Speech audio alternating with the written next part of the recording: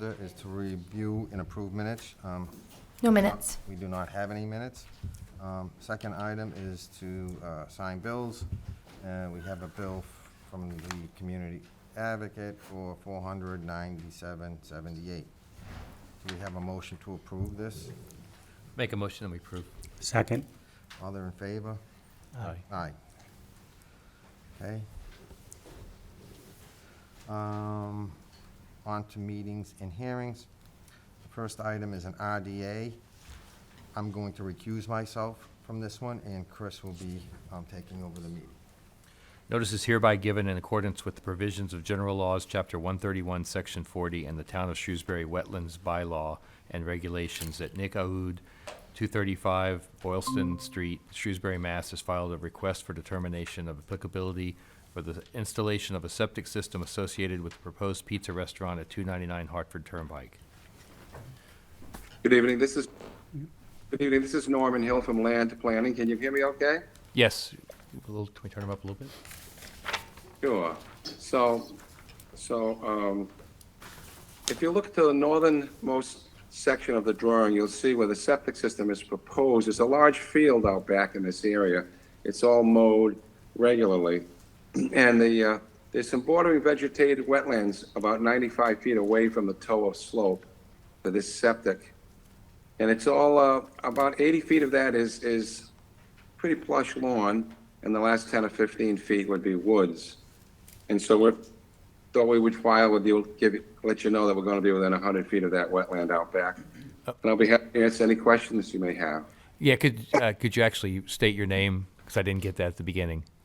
Sure, it's Norman Hill. I'm a civil engineer with the design firm of Land Planning. Okay. I live in Grafton, Mass. All right, thanks, Norman. Why don't we ask if you have any questions, Bob? No questions. I did go through the property up there and look. It's way away from any wetlands. It's going to cause a problem, in my opinion. That's it. Diane? So it's 80 feet away, and About 95 feet away, yeah. what's the 80 feet then? Because What is the, what I read was 80 feet. oh, I might have put that in the, yeah, I scaled it today. It's about 95 feet, so that's, I misspoke when I said 80. So the closest edge to the wetlands is 95 feet. Yeah, yes. And so what we received was not completely accurate. 80 feet. Are you referring to the application, Diane?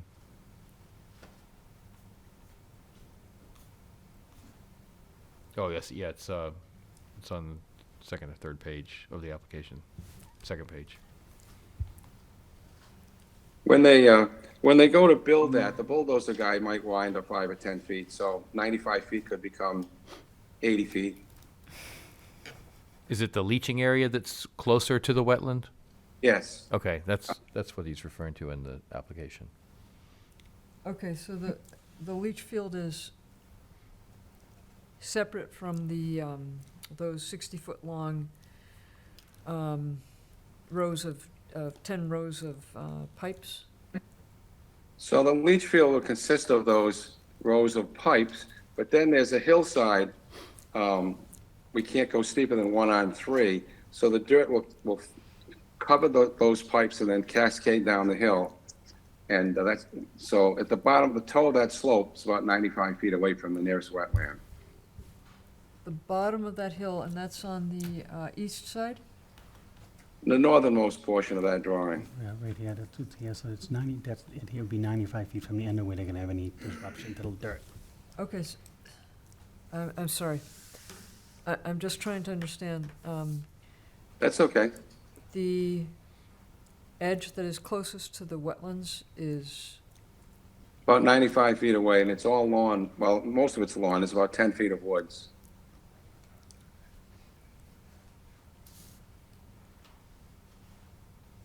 okay.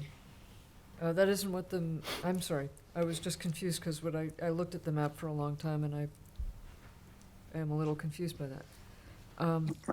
Are you all set now? I think I am, yeah, Good. All right. okay. Leah? There looks to be another structure that is closer to the wetland. Is that existing? What is that? There's like That's a an square- existing garage. I think it's been abandoned many years ago. It's just an old existing garage. Do you know how far away that is from the wetland approximately?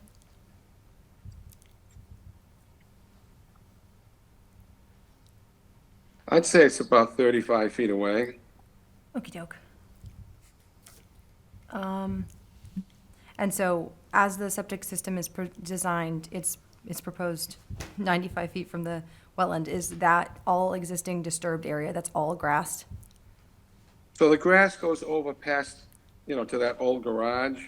Okay. Yeah. So you're not, you said there was some wooded area there. Are you proposing to disturb any of that with this? No, won't get within 80 feet of that wetland. Okay. And then, so that disturbed area will be the disturbed area will be approximately 80 feet from the wetland.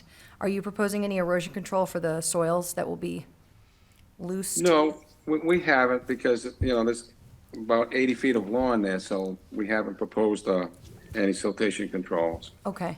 Is there any post-stabilization efforts that are going to be taken to restabilize that earth? Yeah, the plan calls for 4 inches of loam and seed, Okay. and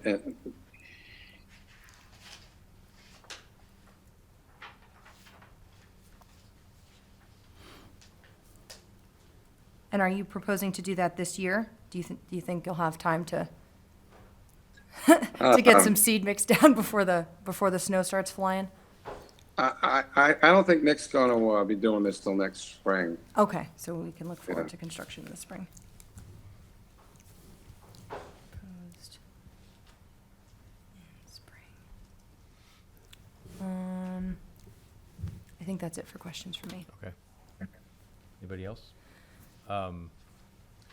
So do we have a motion to issue a negative determination? Yes. Did you make a motion? You have a motion to issue a negative determination. Do we have a second? Second. All in favor? Aye. Aye. Aye. I thank you, everyone. Everyone stay well. Thank you. Thank you.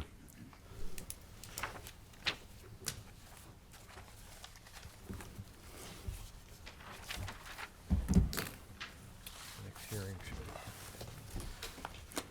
All right, next item on the agenda is an RDA.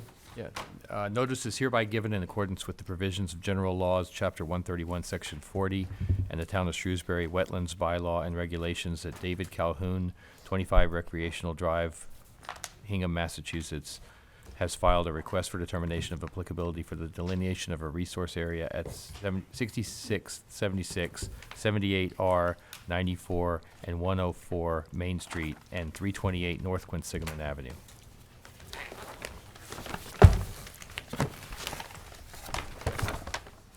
Hello, how are you? Hi.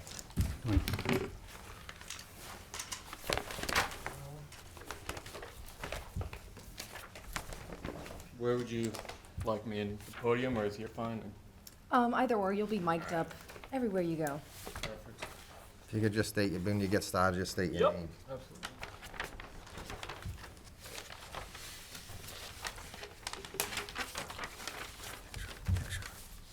Yeah.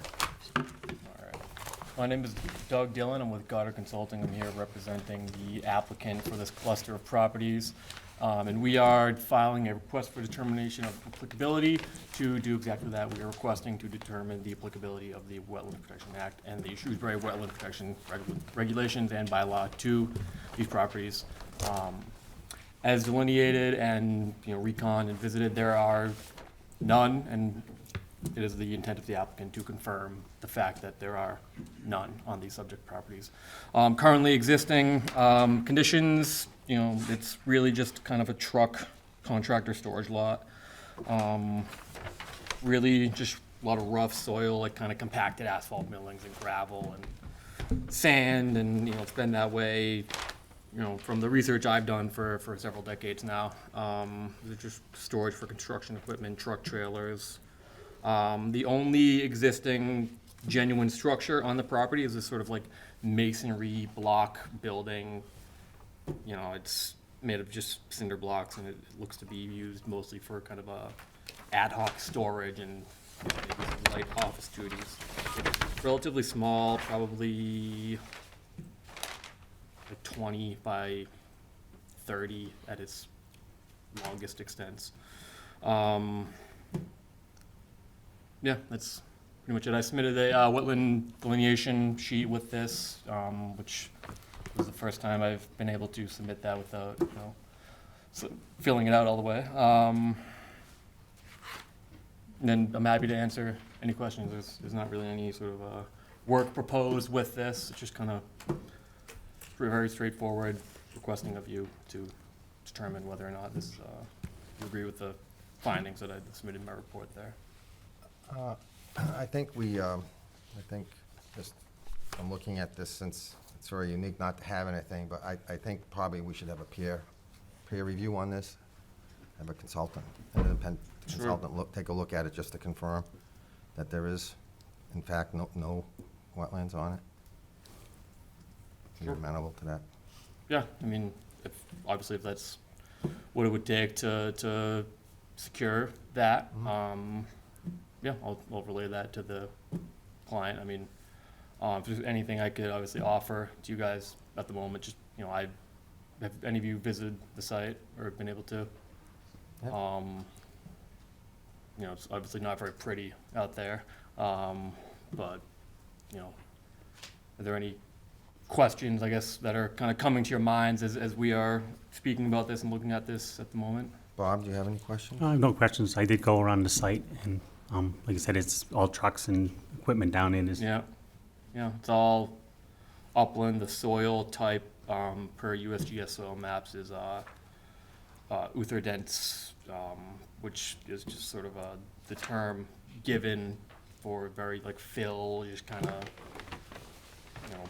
mucked around, just kind of, all kinds of historic fill activity, and, the soil sample that I did when I was out there confirmed that. It's just various gravels and, just farm tillage, just really kind of a generic term that encompasses all that, and I didn't find really anything that would be consistent with a sort of traditional soil with the, ABC horizons or anything like that when I was over there. Yeah. Diane? I'm not sure I have a question about, well, I mean, the question, it seems to be at the very least 130 feet away from Lake Quinsigamon, Mhm. right? And I was just reading this interesting soil survey from 1985 that ends with this sentence: the range in the properties and characteristics of this unit is so wide Yeah. that on-site investigation is needed to determine the suitability of the unit for any use. What does that mean? Just exactly just kind of what I said. I mean, it really can be anything from like just mixed farm tillage to, Right. Gravel and just, it's such a broad term for sort of like very impacted, very, Yep. soil types, just, and being a very historically kind of, developed area, Main Street, we're talking about soil history going back a couple hundred years, and, obviously it's seen, quite a lot of that, and that's still reflected today, and just kind of, even though it is a, relatively kind of stagnant area, like just nothing's really going on there now. There's no construction activity. It's, it has that history in it, and it really, it's just such a wide range. Yeah, absolutely. That's fine. Thank you. Chris? No questions this time. Leah? I have no questions either. Anybody in the audience have any questions? Okay, so I guess if we would like to have a peer review, you'll schedule Yeah, we'll that? get in touch with Ecotech and reach out to you about what that will look like to Sure. have a peer review installed. Perfect. And you'd like to continue this to the next meeting, correct? I'm sorry. Continue this to the next meeting? Yes. Great. Would you like me to submit an email stating that, or would you? Nope, you should be fine. Just, Okay. Thank you. Thank you.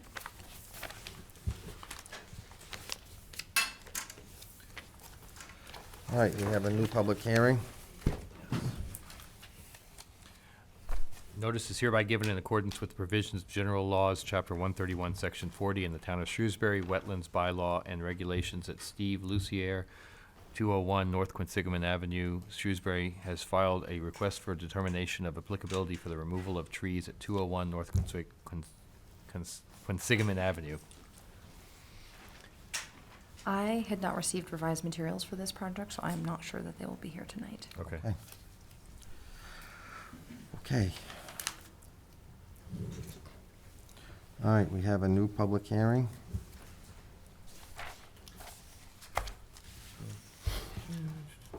Notice is hereby given in accordance with the provisions of general laws, Chapter 131, Section 40, in the Town of Shrewsbury, Wetlands Bylaw and Regulations that Ravindra Kawagli of 22 Whippoorwill Drive, Shrewsbury, Mass. Has filed a notice of intent for construction of an addition at 22 Whippoorwill Drive. Come on up.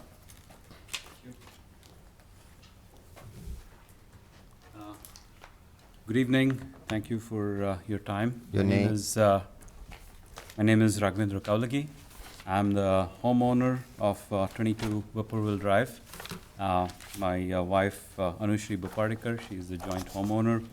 And we're planning a addition project to our single-family ranch-style home on 22 Whippoorwill.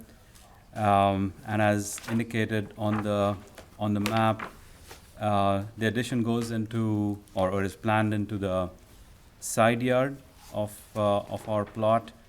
The dimensions are approximately 17 and a half feet wide by 44 and a half feet long. And there is a stream at the very edge of our plot, which is approximately 74 feet from the closest end of the planned addition to that stream. And that's, so we got a survey done by a professional surveyor. I think I've submitted that as part of the materials. And that 74 feet comes from the surveyor's determination. So I'll be happy to answer questions. Thank you. Bob? I have no questions. I did go down and look at the property. The stream is quite a distance away from the back of where the construction is going to be, so I have no questions. Thank you. Diane? So, yeah, could you tell me, I was having a little trouble figuring out the part of the proposed addition that is within 100 feet. Do you know what that square footage is?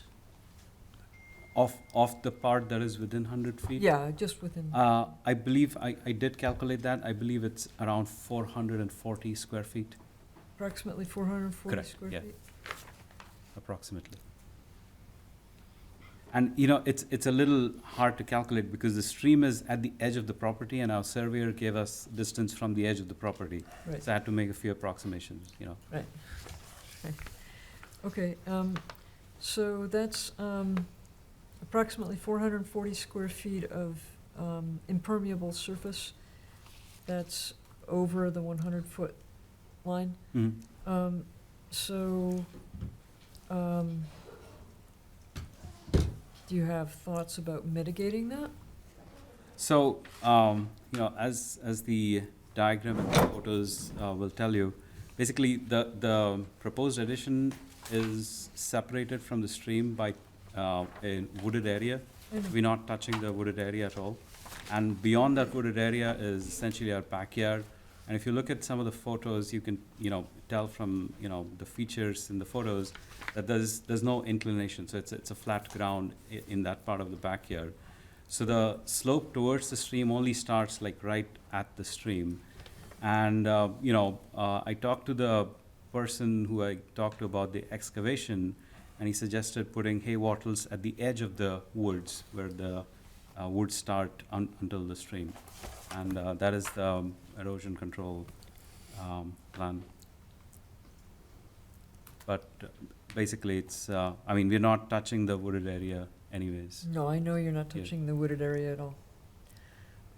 What I was saying is that you now have an increase in roughly 440 square feet of increased within that 100-foot zone, Right. increased impermeable surface, there's a roof, there's the building. Right, And so, I mean, typically that, you're not supposed to be in the 100-foot zone there. Okay. So my question was, do you have any thoughts about,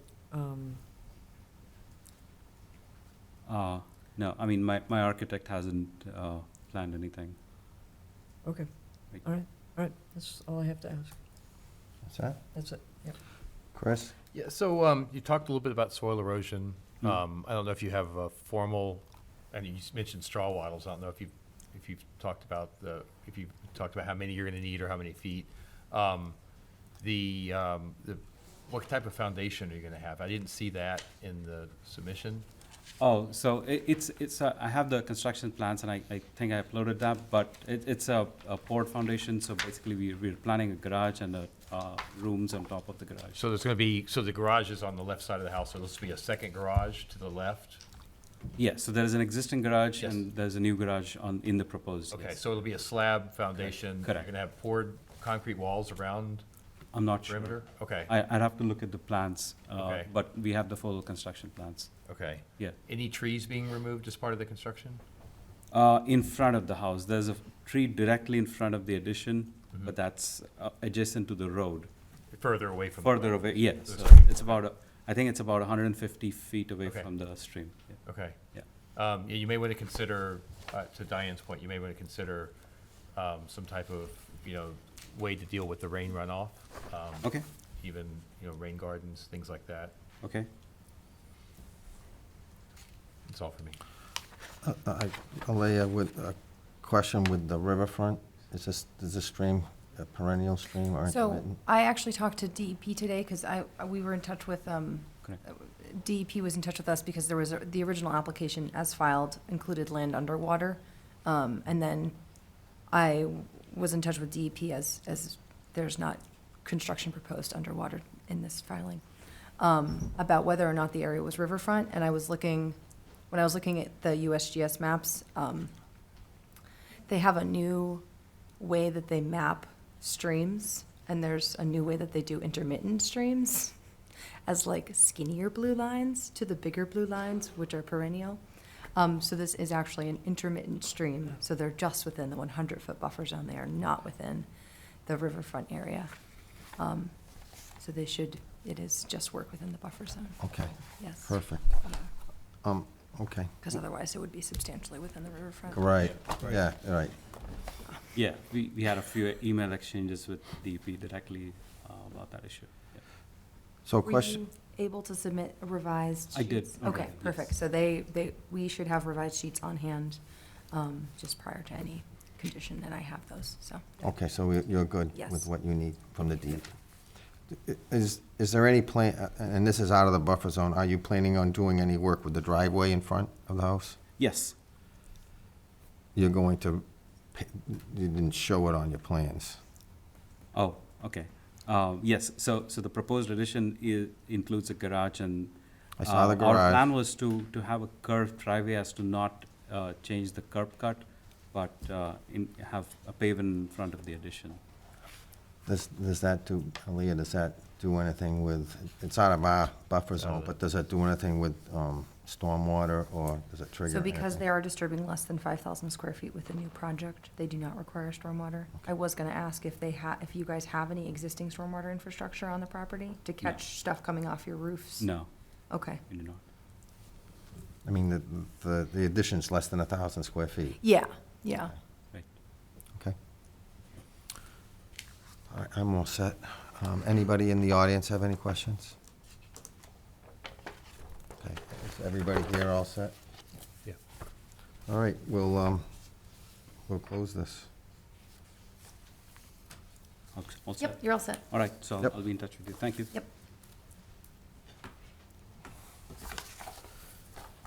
All right. Notice is hereby given in accordance with the provisions of General Laws, Chapter 131, Section 40, and the Town of Shrewsbury Wetlands Bylaw and Regulation that Donald Stowe, 209 North Quinsigamon Avenue, Shrewsbury, Mass. Has filed a notice of intent for the demolition and reconstruction of a single-family home, construction of a brick pathway, and grading at 209 North Quinsigamon Avenue.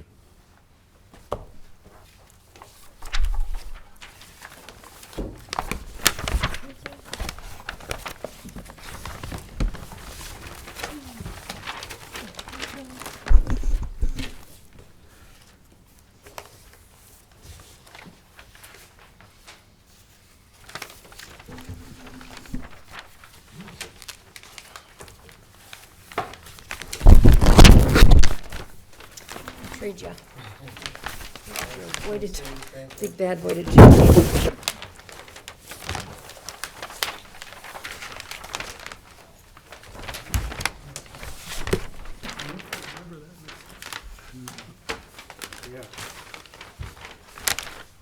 Good evening, Scott Jordan from Ecotech. Mr. Stone, Mr. Stowe is here tonight, the applicant. What we're proposing is to remove an existing house and build a new house.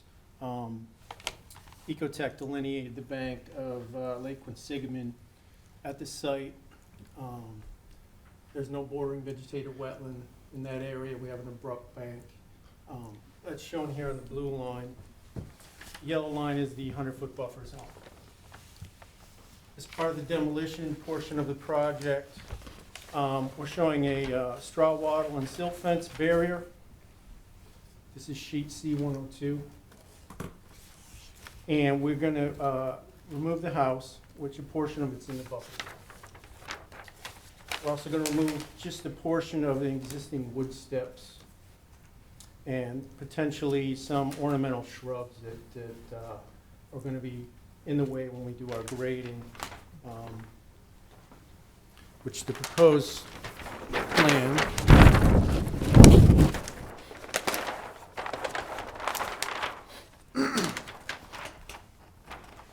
sheet C104.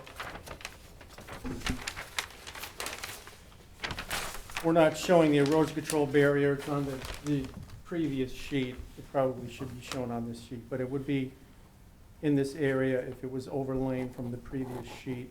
It will contain all of this work. So the proposed work within the buffer zone is we'll replace that small section of steps and some grading. We are actually moving the house outside of the buffer zone. I know you don't see that every day. We're also providing Graves Engineering designed infiltration, stormwater management infiltration chambers for the roof, and we provided the stormwater report and calculations and O&M plan for that. So it's a fairly simple project as far as work within the jurisdictional buffer zone. And try to answer any questions you have. Bob? Couple questions. Said you're gonna remove those arborvitaes. Is there any plan of putting something back there in the bushes that are over there for nesting or whatever is going on there, plus a little control of the bank in there? Because I believe there's a difference between the two properties there. Am I correct that that property next to it's a little higher than that one? Well, the removal of the ornamental shrubs would have been in this area here. Okay, it's not the ones that between the two houses. I can speak to Yeah, that actually. if you'd like. Go ahead, Doug. So the arborvitaes are actually on our, not that it's not or out of the zone you're talking about, but when I first moved in there, Mark Turner, the neighbor, was kind enough to give me a walkthrough of his house and to tell me very directly that the previous owner of the property had planted the arborvitaes, I want to say 5 to 10 feet on our side of the property line. And when Mark asked him why he didn't plant them on the property line, he said, because I want to be able to maintain them when I want to and not have to ask you to go on your property. They were never maintained. They're absolutely enormous. I don't have a problem putting them back. We like the Turners. We get along with the Turners very well. But if I'm, when I do replace it, I'd like to have them be on the property line. They're so big.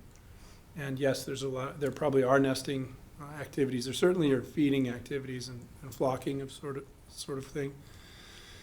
I haven't seen birds' nests, but I don't go through them in detail. But I would replant, but on the line.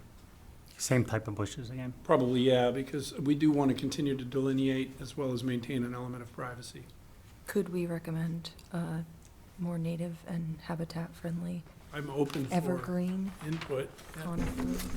I will say that Scott on a has some windy day. familiarity with the- some of our native evergreens, but Yeah, well, there's not many that provide a buffer screening that you would Yes. prefer. Arborvitae is a but if you native- are on native friendly plant. terms with the neighbors and just It'll- want that delineation of the property line. It's reasonably entertaining because the neighbors on the other side, right before they sold their house, put in a whole line of arborvitae, so we're bordered on both sides. I'm not a huge fan of arborvitae's, only because in the fall, there's a die-off in the inside. And point of entertainment, we were packing this weekend to move into a rental to get ready for this, and it was absolutely snowing arborvitae into my cars, into the truck, into everything that was packing. I was having to leaf blow it out of the way to clear, so we weren't tracking it all through everything. So from a personal standpoint, there's no deep hatred, but I wouldn't cry if you made me do something else. But I would like to have that delineate, the privacy barrier. I'm sure we can I'm think. open for conversation, I'm Yeah. not fighting it, I just, Okay, the other question is the driveway. It looks to me like you can increase the size of the driveway. Is that true from what you have now? Look, it's a two-way, looks like a two-way well, it's already a driveway. two-way. Yeah, it's a turnaround now. This is existing conditions, Mhm. and that's proposed.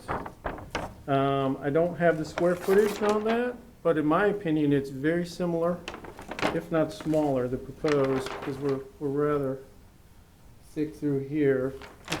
And this is the proposed. Okay, thank you. Mhm. Diane?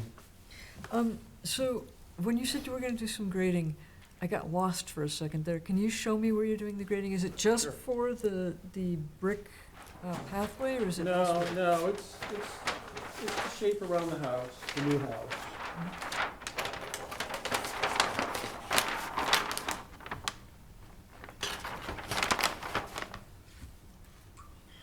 Yeah, so buffer zone grading is limited to here and here. So that's outside of the 100-foot line? That's within. So here's our buffer zone here. Yeah? So the only grading within the buffer zone is here and here. This And grading's outside. What will you do with that grading? That's fairly, that's steep right there, right? Well, they're trying to tie in to make this all work around the house.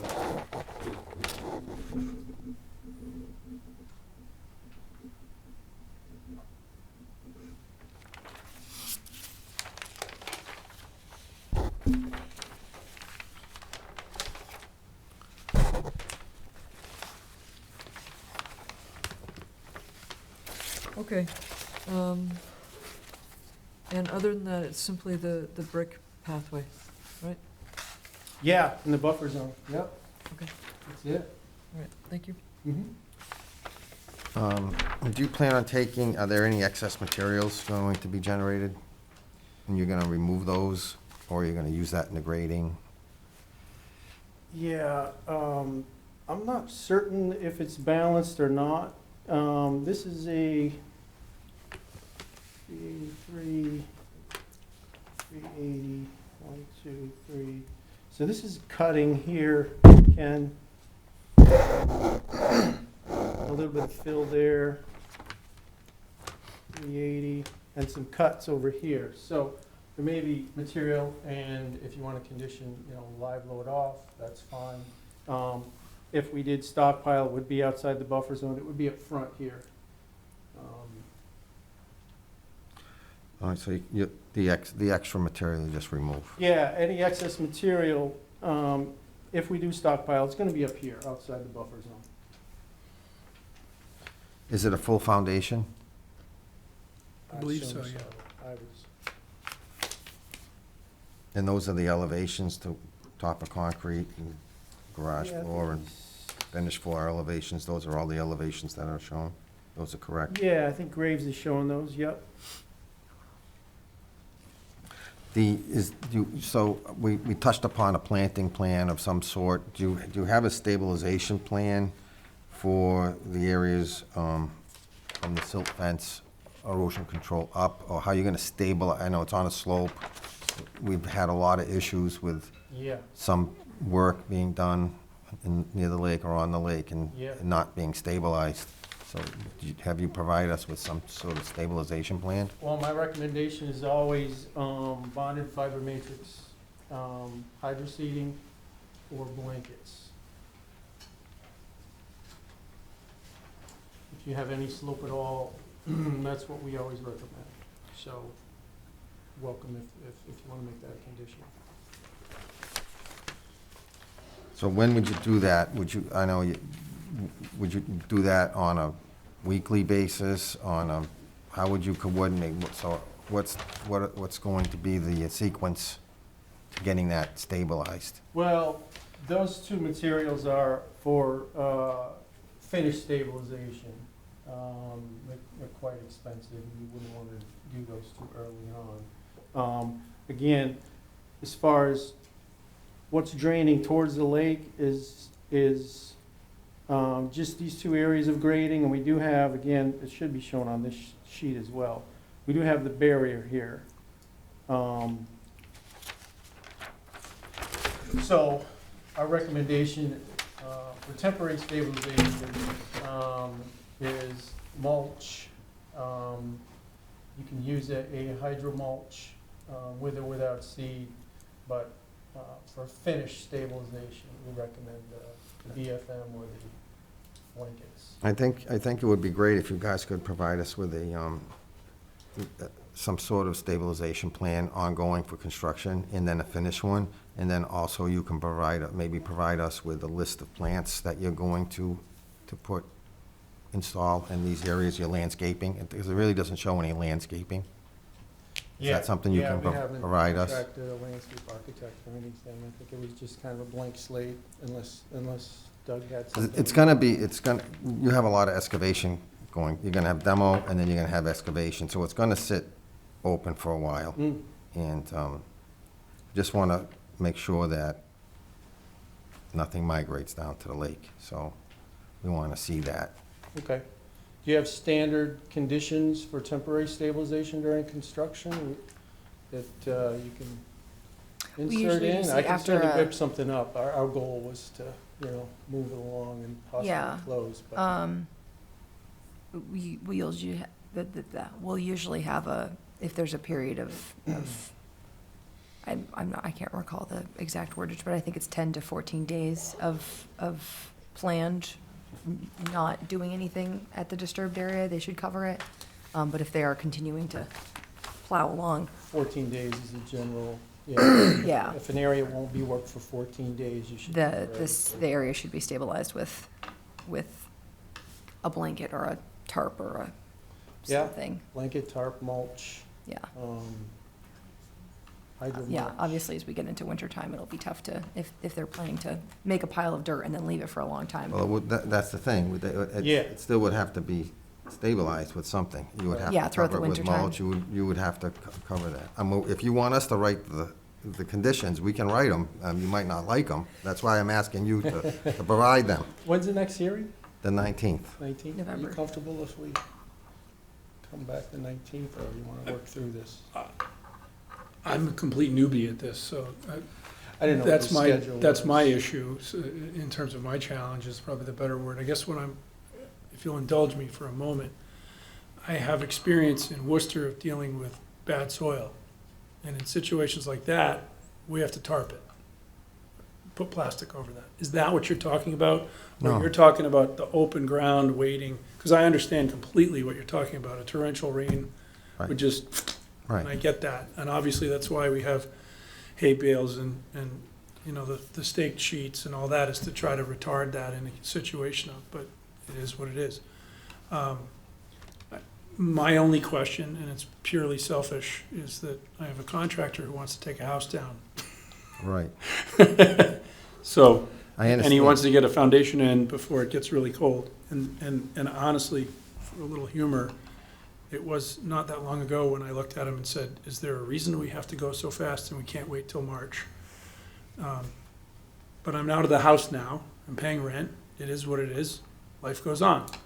So I don't mean to dilly-dally my answer, but obviously I was kind of hoping to walk out here tonight with permission to knock the house down.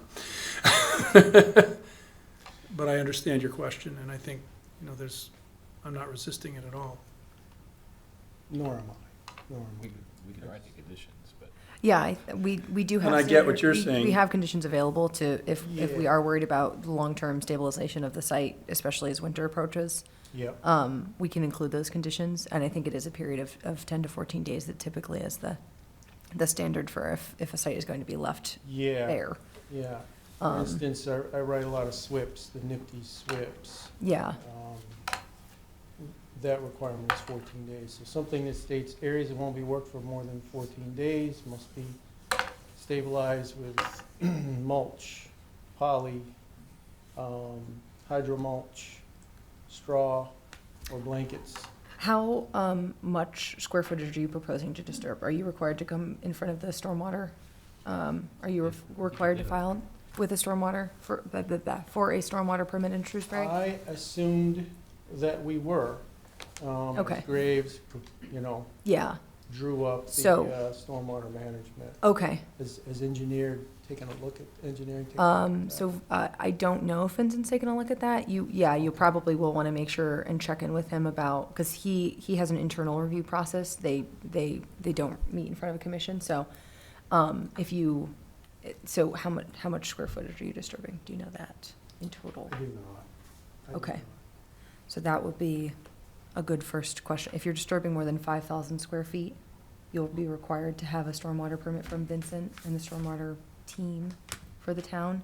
And as part of that process, I'm not sure what their typical inspection checklist is for single-family homes, but we do typically see that they are required to inspect pretty regularly. It's either once a week or once every 2 weeks on the site, so we would be, and I can ask that I be added to those emails so that they can check in with us. If they're not required to have a stormwater permit, we could request that they still submit inspection checklists every week or every other week, saying, yep, I went, I looked at the site, I took pictures of the site, none of the dirt had not fallen into the pond. If the dirt had fallen into the pond, I took it out of the pond and I fixed my erosion control. And we do have language for that as well, if we would like to incorporate regular inspections, either on a bi-weekly or weekly basis. Fine. Okay. Yeah, I had anticipated that Andy or someone in engineering was going to review. Yeah, usually, so if you go through, I'm sorry, I can't remember if you've submitted for a building permit yet?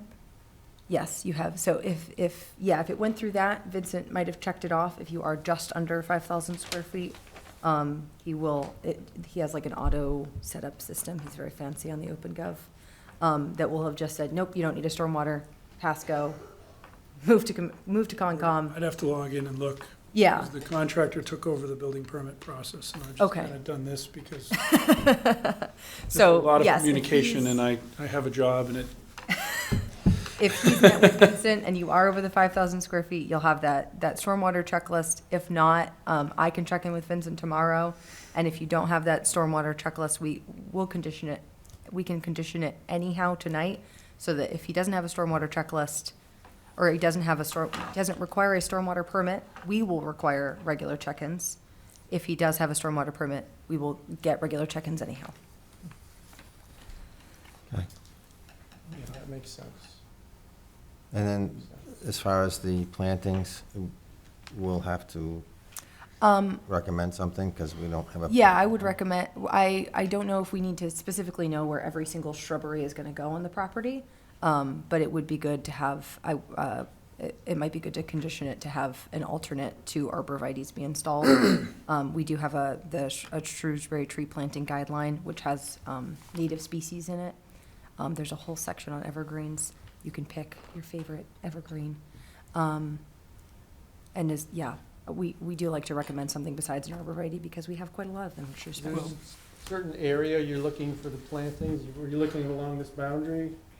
Or, No, just in general, where you were going to do them, just usually you like to see it on. Yeah, were you proposing to do, was it just gonna be like grass lawn installed, I or? think that right now, there's a tremendous amount of grass. Okay, And in fact, almost the entire lot with the exception of on the side of the existing walkway, which is mulch with what I'll call lollipops at this point. They've been there a very long time. They're comically, when I rode in college and I graduated in 1992, there's a picture of me from Sports Graphics in front of the house that is now mine, and the same bushes are there.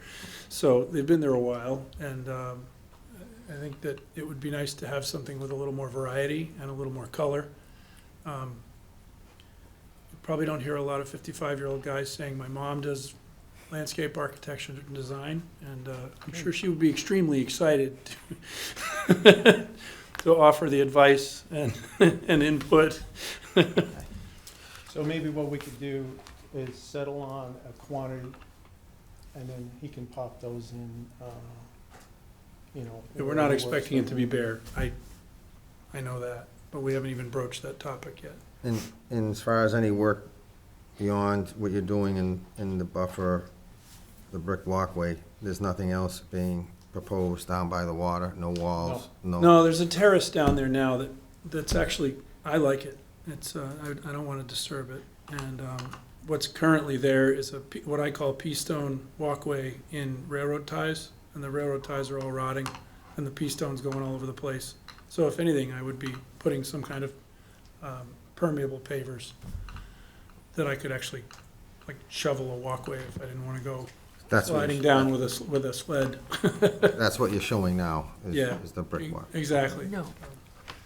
So below the Down near the brick terrace. walkway that's where it's terraced with the pea stone. But you're not, No, the terrace is like, I don't want to say bluestone, but it's a stone terrace without fill, so it's totally permeable. But the that's walkway not- that goes down to it is what I described as the pea stone.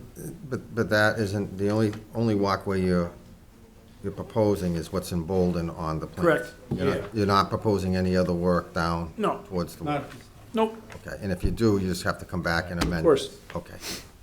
understood. I mean, basically, most of the work is out of the buffer, it's Yeah. just the demo and Yeah, and the it's erosion. sloping towards Okay. the water, yeah, so we can take those considerations for, you know, erosion control, makes sense.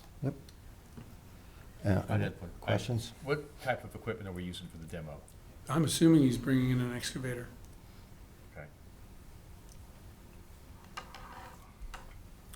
And there's what's for fueling, is it propane, how are you doing the heat? Is it a propane tank, or is it, What I've heard as of late is 1,000 gallon propane tank. you know where that's gonna be on the property? I personally don't off the top of my head.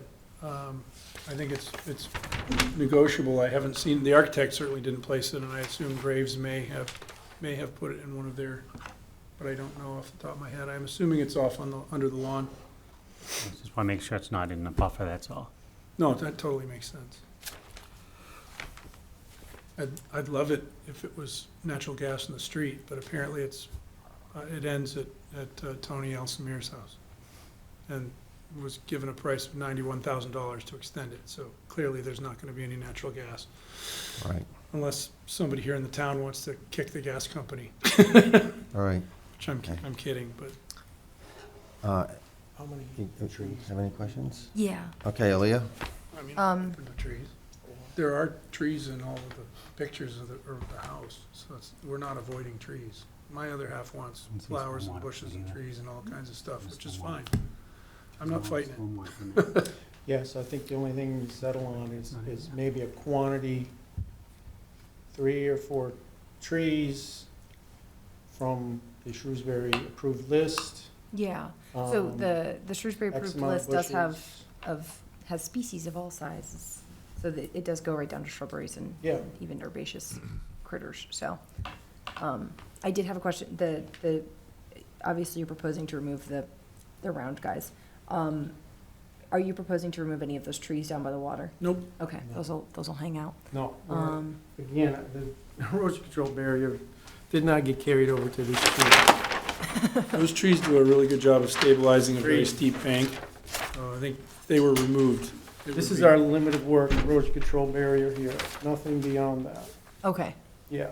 I would recommend to the commission that a revised plan, this could be issued after the fact, but, or after the close, but that a revised plan be submitted with the erosion control Carry over. indicated on the proposed plan, Yeah, in addition to the existing. we can get that too. And then how many of those shrubberies are proposed to be removed? Do you have that number? Or can you? If you made me keep them, then you make me keep them. And if at some No, point we, I'm but I don't- totally I hadn't okay with thought getting about rid it. of any of those arborvitae's. I'm trying to determine a count of how many should be installed in their place. okay, I understand. No, I mean, So it says, remove shrubs as needed. We have 1, 2, 3, 4, 5, 6, 7, 8, 9, 10, 11, 12.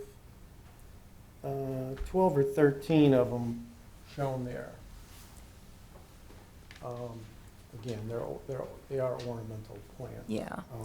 As you can tell. I do also want to add that we expect to remove a number of the plants that are currently there, move them to another spot on the property and keep them, Okay, and then replant them. We're not planning to get rid of every single bush. okay. Okay. It just, you, even in, oh gosh, let me look in August and see if it gets a little, Would you reline that new walkway similar to the photo? What do you mean by reline? Well, how you have them going along the old walkway? Oh, I mean, yeah, the greenery on, if you're walking from the lake to the house, the greenery that's directly up against it is sort of, they don't even flower, they're almost lilies, but they're not, and it's been getting bigger and bigger and bigger. There's more and more, they're not hostas, because the Okay. rabbits would eat them down to stubs, but they actually fight to keep the hostas all summer long. But those lilies are, I'd like something else, because they're not very pretty, and they just sit there, and they don't flower. Doug, would you, seems But to I'm me. not averse to putting plants on the side of the walkway. So if we put a condition in, to plant 12 to 13 shrubs or trees per the Shrewsbury tree planting guidelines, would That's fine. that would be acceptable? Yeah, Yeah, I do, with in the the amount buffer of, zone? with the amount of mulch that you have, that's half mulch garden, and nobody gets into gardening for their love of mulch. I wouldn't mind cutting back on the amount of mulch that's there. So you almost could double them. It's pretty expensive. The number of shrubberies, if you're feeling crazy. If you wanted to do 26 shrubs, I think you have the space to put them somewhere. Oh, yeah. They don't all have to go, lining the. No, no, I but get would it. recommend. Well, my thought was, if Doug is amenable, we could fill in this area here to widen the vegetative buffer. So, my opinion, we work along the vegetative buffer. Sure.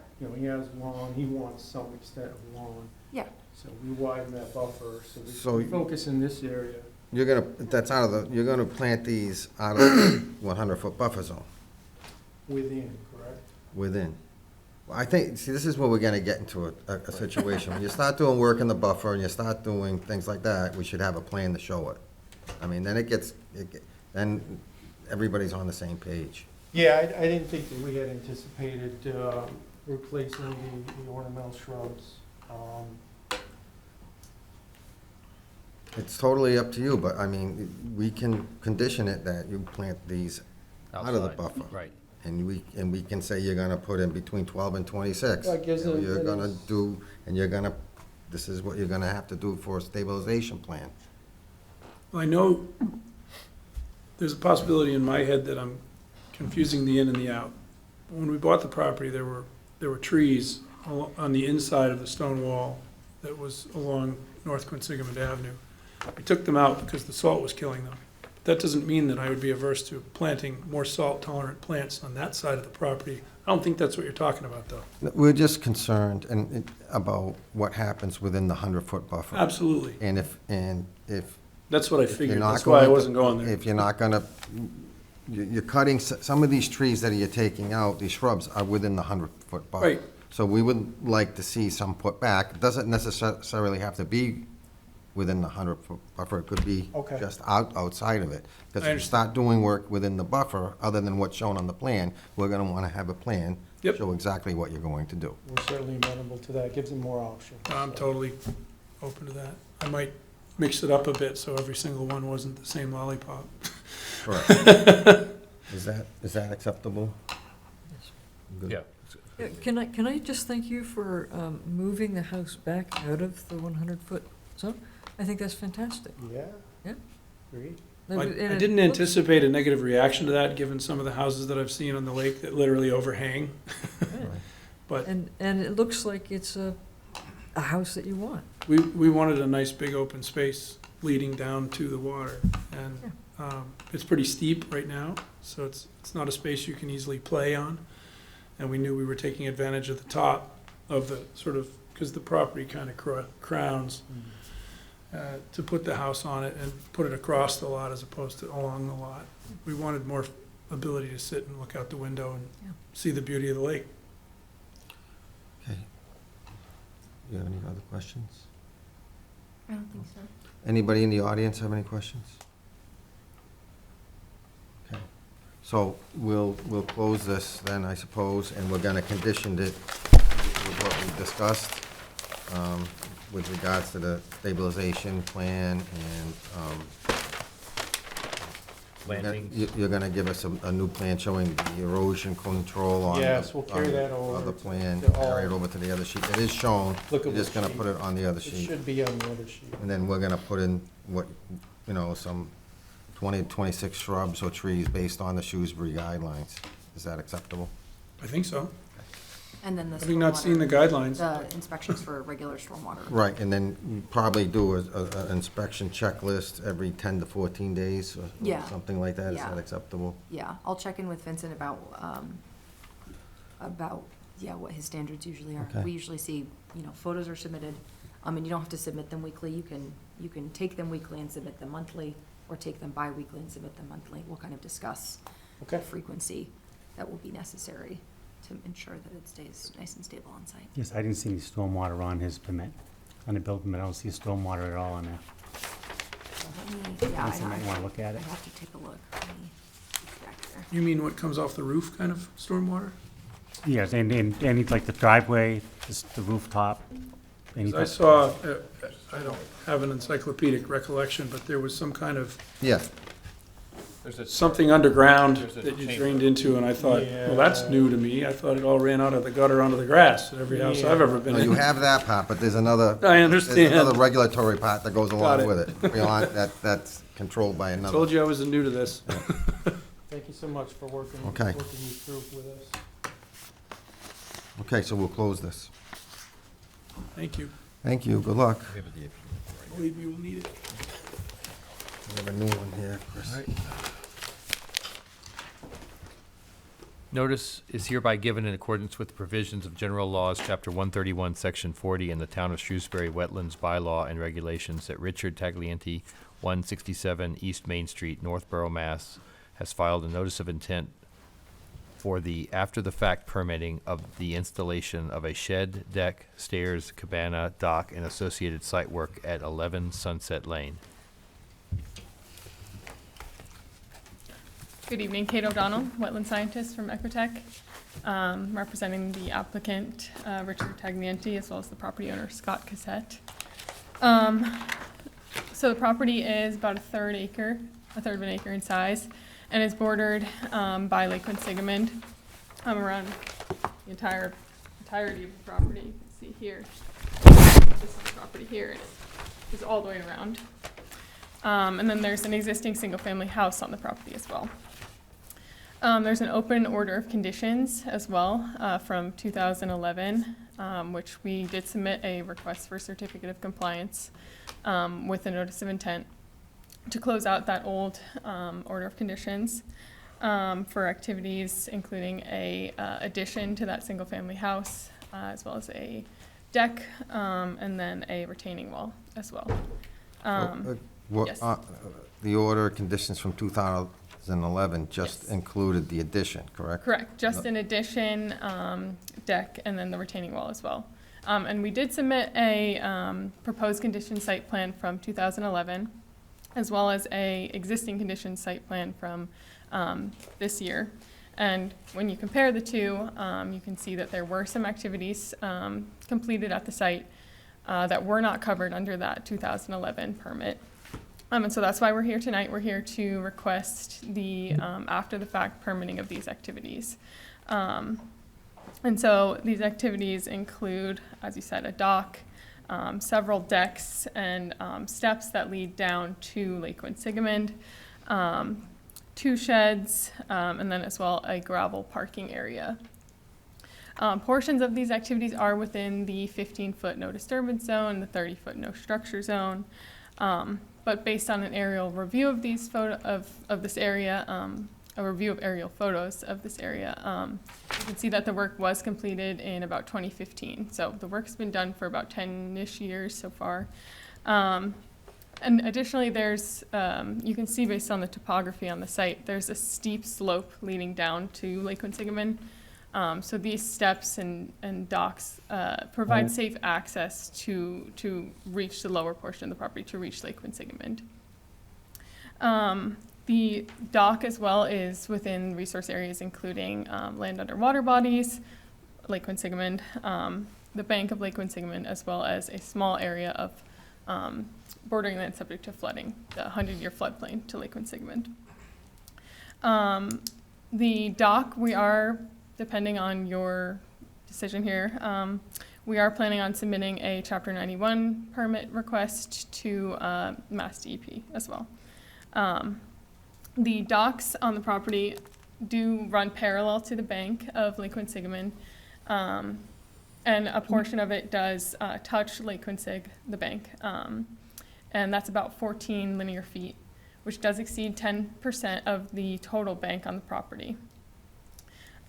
We did do a wildlife habitat evaluation and determined that portion of the bank of Lake Quinsigamond does not contribute to wildlife habitat. Obviously, all these activities are after the fact, so we are requesting permission to keep them, and there's no other work proposed besides what was completed at the site. If you guys have any questions, I'm happy to answer those. Bob, I have no questions. Diane? I mean, I have a couple questions. Sure. At the, I don't know, call it the shore, right? Yes, There's a white lattice wall. correct. Yep. What is that? So that's one of the docks that we're talking about That's here. a dock? Sorry, a deck. So It's the a dock, deck. the dock is the portion within that. So what right now we're looking at on the left side of the image, that's that dock. So there's no water there because this was during the drawdown in, we flagged the bank in March. So that wooded area to the wooden, you know, boards, that's all that dock under land under water bodies. That lattice portion, that's the deck that runs parallel to the bank, and that's touching the bank, and that's that 14 linear feet of bank impact that we're talking about. No, go ahead. Was this permitted underneath the original order? Was this part of the original? This is not. No, so only the addition on the house and the dock touching the house, deck touching the house. Okay, so this is all beyond the original. Correct, and it was done in 2015, prior to, you know, the establishment of the bylaw, about 10 years ago, so, yes. Well, I would just, I don't know, I would just like to say that even if that was prior to the bylaw, this was not permitted. Right. So. I Right, mean, that's why we're here it's sort of today. that's not necessarily a useful point to make. Okay. Yeah. Okay, so I have another question. Well, I have a few. Like in front of the shed that's up higher, Mhm. there's a sort of a square landing. Mhm. What's that made out of? I think just pavers. Pavers. So like bricks, something like that? Yeah. Okay. So that's impermeable? I would assume so. You would assume so. Okay. So I would say that if that's going to stay, it doesn't have to stay impermeable, does it? It could be made permeable, yeah? You'd have to rip them Pervious? all out and then put in a new Yeah, thing. well- I mean, at this time, nothing really is proposed. The applicant's hoping Right. to keep the existing condition as is. Okay, and then when any of this needs to be replaced, like the dock or anything else, then what happens? Is it just simply grandfathered in? I think a new permit request would have to be filed if any replacement would need to be done. So It If- could be removed, it would have to be removed. correct. That's the pleasure of the board. Right. Mhm. It was Okay. built without a permit. It was built without a permit, Mhm. right? Okay. I'm done, thank you. Chris? Yeah, photo 5, if you could pull that up. It's the same photo that Diana was just referring to. Is this the retaining wall that we can see kind of in the foreground of the, is that the one that was permitted? You'll see the concrete and the gravel? Hold on. It looks like a retaining wall. I'm just trying to get and I'm trying to determine where the where the 30 think foot, that's- 15 feet would be. I think you can see a little line on the existing condition, or on the proposed condition from 2011, you can see a line matching up with that area that Okay. looks like it could have been a retaining wall. Okay. If we did say that this needed to be removed, would they come back and ask us to build something in the exact same spot? I mean, again, this is how they safely access the lake, so I would assume they would try to build something, yes. I think at a minimum, you need to remove what's in the lake now, all the docks. I mean, those aren't permitted by the, I don't know if you have a license or permit by the Lake Winsigman Commission. I mean, I'm not sure. I don't see how they could give you one. I mean, that's not allowed. I mean, that's like a permanent structure built In on the lake? shore of the lake. So that should be removed at a minimum. So, are you saying you would have us remove it and then, I would remove it, then you'd have to apply and show us what you would want to put in there that's temporary. That's a permanent structure in the lake. so that's You're not referring allowed? to- If you turn to photo 3, you can see. Channel 3, yeah, photo 3, I think it was photo 5. I mean, you can't, that's a permanent structure on the shore of the lake. Because that's the water line right here, correct? Right. That would need to be Yeah, removed. while the Lake Winsigman Commission Well- is a separate board, they do only permit temporary Temporary? docks. You That- can't have That's a structures that- permanent structure, correct? Yeah, It's I would floating. classify it Yeah. as a, Both the dock and the deck. Well, the deck's up here. Only a dock. So you can't have The a deck's permanent up here. structure. The deck is up by us. The deck would be by us. The dock, we can't permit that dock. That's a permanent structure in the lake. Right. That's not allowed. So it stops right here for us. I mean, they can't. The deck is within our purview. This is not. Well, that is, it's in the lake. It's in the wetlands. They need to remove it. we don't permit docks typically because they are removable structures. And that's a so they're permanent not, structure. Like, Yeah, this is not they removable. don't impact. So at a minimum, we should have a plan showing the removal of that. Sure, I Structure. can discuss that with the applicant for sure. I mean, Yep. it doesn't meet, because you're before us with a new order, it doesn't meet the current standards either, 15-foot, 30, so you're starting from scratch. Okay, so you're saying everything within the 30-foot has to be removed? I mean, You that's, you can ask for a waiver, and Okay. you can show us a detailed plan on what was constructed without a permit. A detailed plan and how it was constructed, because it's very hard to see what Yeah, we're was. all guessing. We're guessing on what was constructed and what wasn't. Like this, from the pictures, we know that was constructed after. And that's not, that's a permanent structure within the water. You can't have that. okay, yep, I understand, and I'll definitely bring that up to the applicant and property owner. But, so, we did submit the proposed condition site plan from 2011, and that shows what was proposed. So everything that's not shown on that plan is what we're requesting to have coverage for. So everything above the 15 and the 30, you should come back and ask for a waiver. Okay, sure. And, I think and come back with any alternatives, like maybe you can move the shed, maybe you can move something that wasn't in that area out, and come back and propose something to us. we did submit a waiver request for these activities within the 15-foot and 30-foot. That's in my site report, and it's part of the notice of intent. So, you know, the reasoning for it is because these decks are needed to access the lake safely. It's an extremely steep slope. Well, I think that you wouldn't have to build them as large as they are. It could just be a set of stairs. So I guess if the board was going to grant a waiver, they could say you could put a stairway down to your dock. You know, taking away some of the, I mean, there's a large area, there's 350 square, there's a lot of area that's disturbed. So I think we should come back with some alternatives. And at a minimum, remove what's in the lake now. Okay. And then probably have to refile with the Lake Quinsigamond Commission for a dock permit.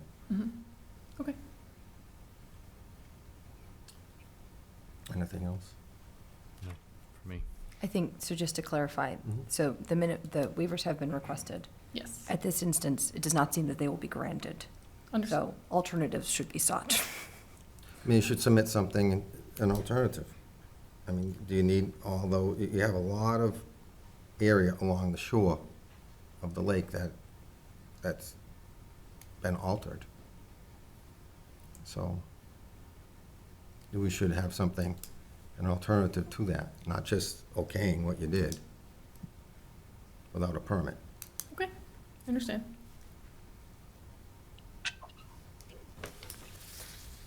Anybody in the audience have any questions? All right, so we'll continue this to our next meeting. Thank you.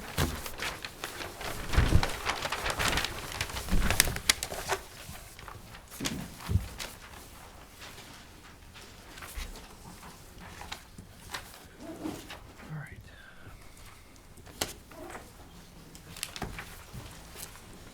Notice is hereby given in accordance with provisions of General Laws, Chapter 131, Section 40, in the Town of Shrewsbury Wetlands Bylaw and Regulations that Nicole St. Cyr of National Homes Executives, 349 Crawford Street, Northborough, Massachusetts, has filed a notice of intent for the construction of a duplex and associated site improvements at 4 Sterling Street.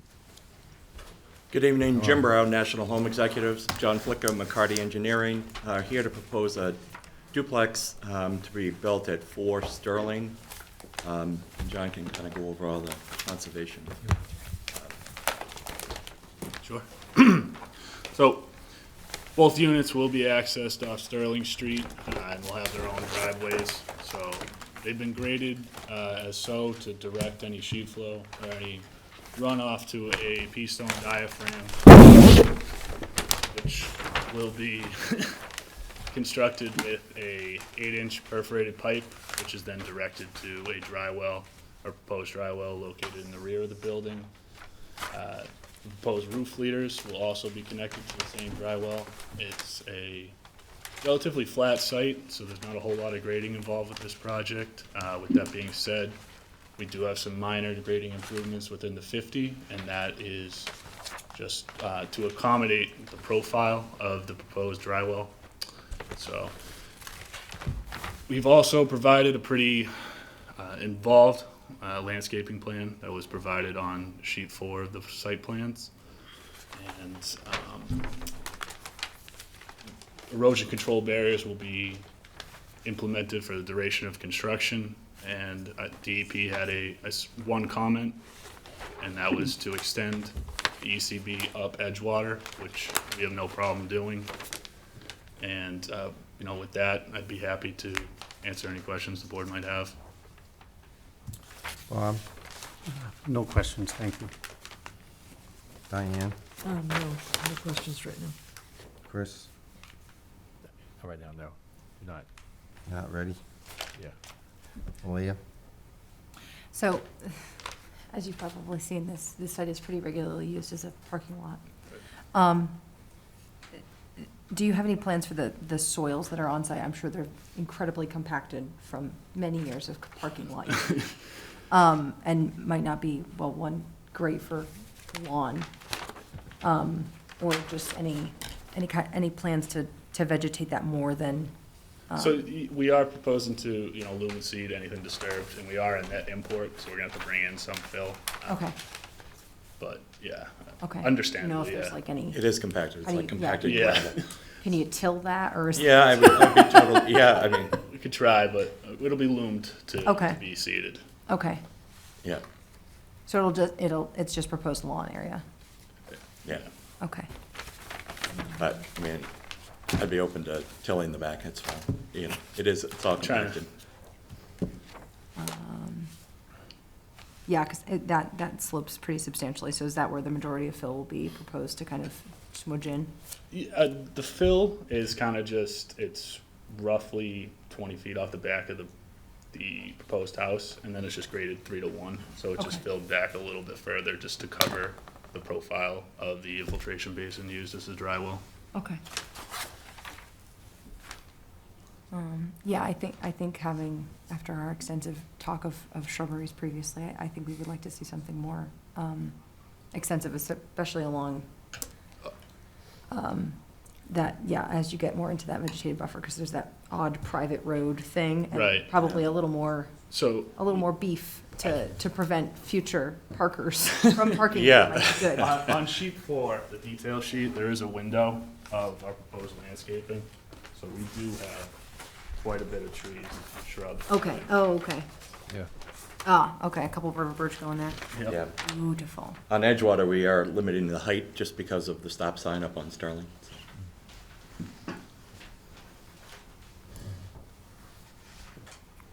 Where's the storm tech system going? I'm looking for that. I don't. That's the square. It's 10 feet off the foundation. 4 chambers. Right here, it says Okay.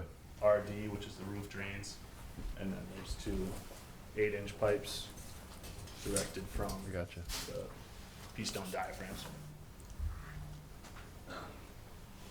So what do you, Leah brings out a good point. What are you going to do to delineate Lakewood Drive? Are you going to, because everybody parking, are you going to bring those, see, you have the shrubs, but they kind of stop. You Yeah. going to delineate that a little bit? Yeah, I'd like to more? delineate it, actually. But I can, what would you like? I mean, Well, I'm open. it doesn't, I mean, I'm just concerned that. Yeah, because people will be parking on their property, basically. That's Yeah. what we're trying to avoid. So there are the 3 river birch proposed at the corner. Right. I don't mind carrying it around if you, Yeah, I don't know if you want to create like a small wooded area. yeah, we can Adds, adds screening too, so. You don't necessarily have to add any more. You have plenty of shrubs proposed. You can just move them around and plant them as you see fit in that one area. But I would just recommend probably putting a little bit Yeah. more. And they don't have to be high, they can be low, just Just to kind right. of delineate that a That's, little bit that's a more. good idea. Yeah. yeah, we can do that. There is a proposal to install a walking path around the pond, so they may want some access to get to that future beautiful proposed walking path. Right. But, yeah, besides that, you do want to discourage car Right, it's, I don't know how long is From the just parking lot? pulling into the lawn and calling it a day. Oh, yeah, Um, yeah.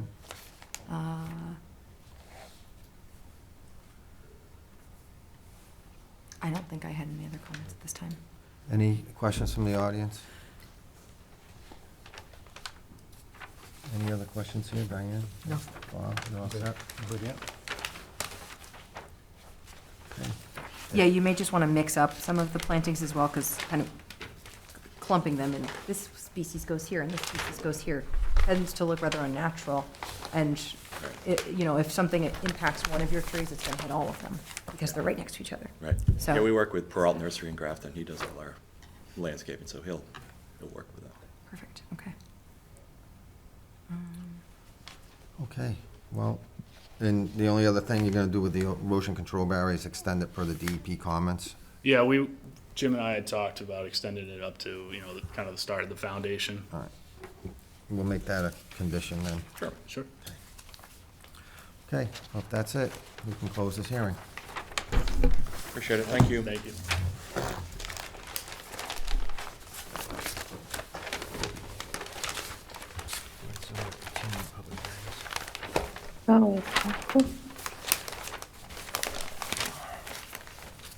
Okay, we have a continued public hearing regarding notice of intent filed by Sujat Sanakar, rent a home, 13 Morningside Drive, Shrewsbury, for the demolition and reconstruction of a single-family home at 23 Bayview.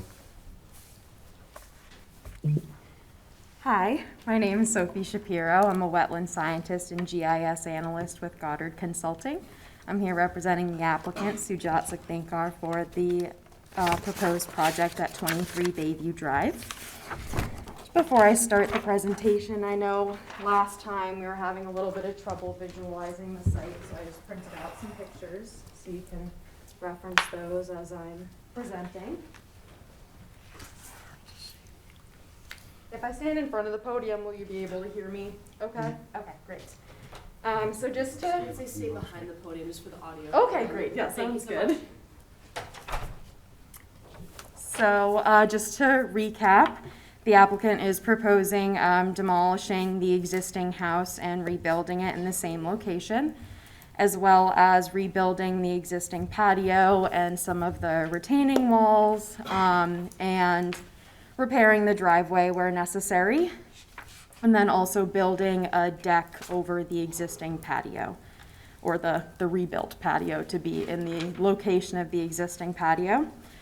At the previous hearing, the commission had requested a few largely aesthetic changes to the site plan just to make it more legible and understandable, and so we've implemented those. We've split the plan into separate existing and proposed graphics, and we've also labeled some of those structures on the slope there so that it's clear what's the stairs and what's the retaining walls and everything.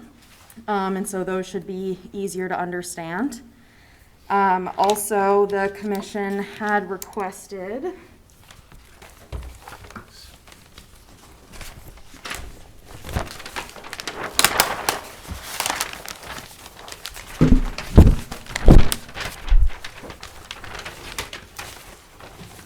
some changes to the planting plan here. And so we increased the total number of plantings. We added an additional 39 shrubs from what was originally proposed.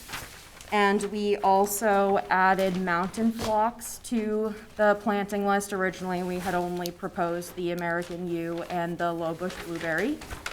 And also at the commission's request, we've chosen a different seed mix. We had previously proposed erosion control mix for dry sites, but now we are going to be proposing the New England Roadside Matrix Upland seed mix. And if you flip over that sheet that I gave you, that'll show you some pictures of all of the plants that are gonna be included in that seed mix.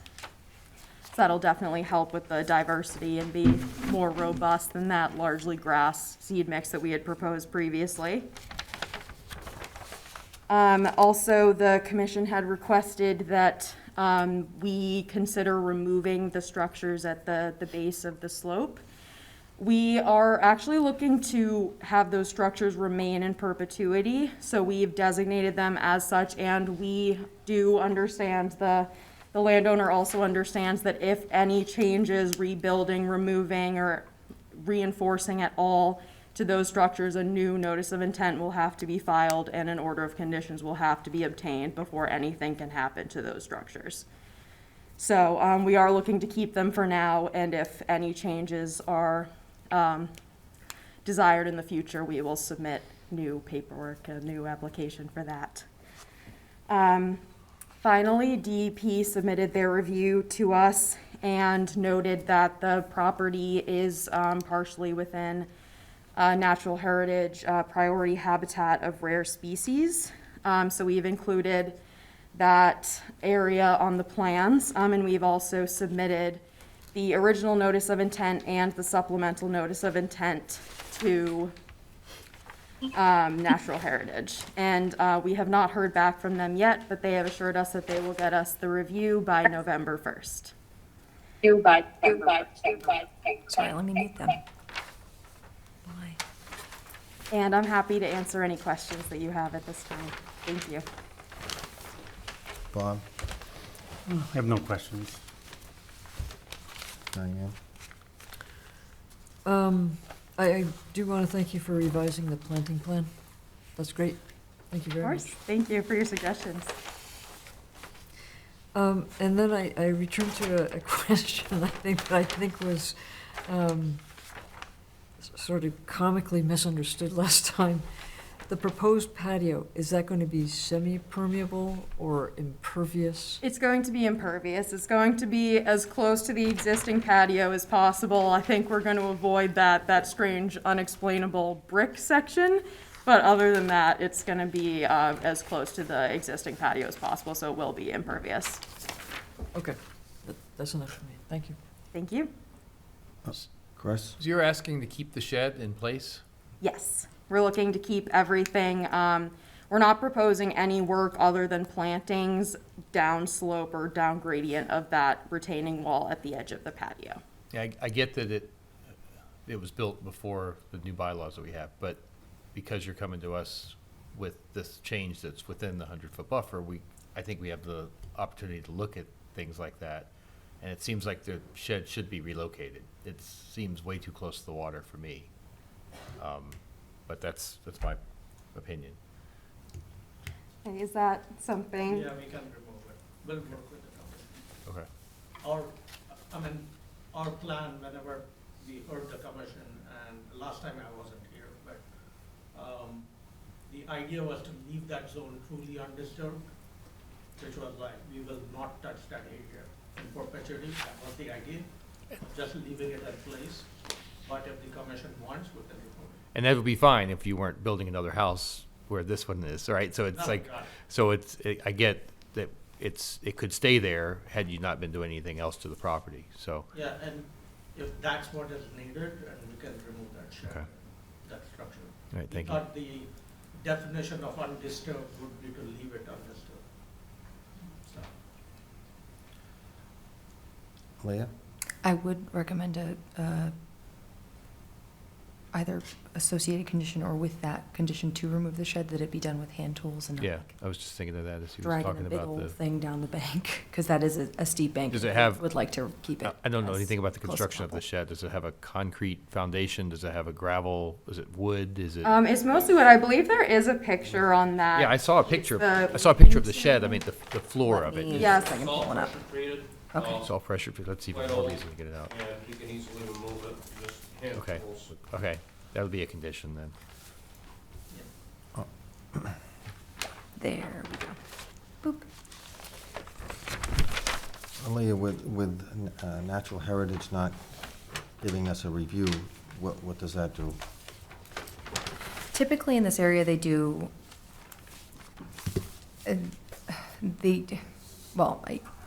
typically in this area, we do see that they return with a letter that says, no priority habitat will be impacted with this filing. But I'm not sure if we want to wait for their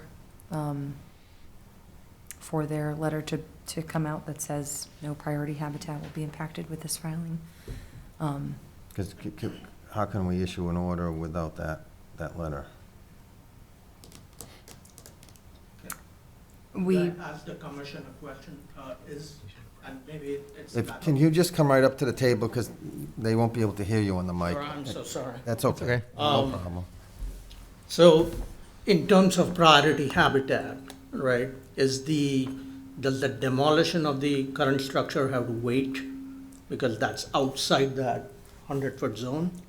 so typically, we will see demolition done with, like, you can do demolition of a structure without a Conservation Commission permit. We usually just see it lumped all in, just to make sure that applicants have the understanding that, when you're demoing the house, you shouldn't throw the demoed pieces into the lake, or, let all of the dust and stuff go into the lake, or, Correct.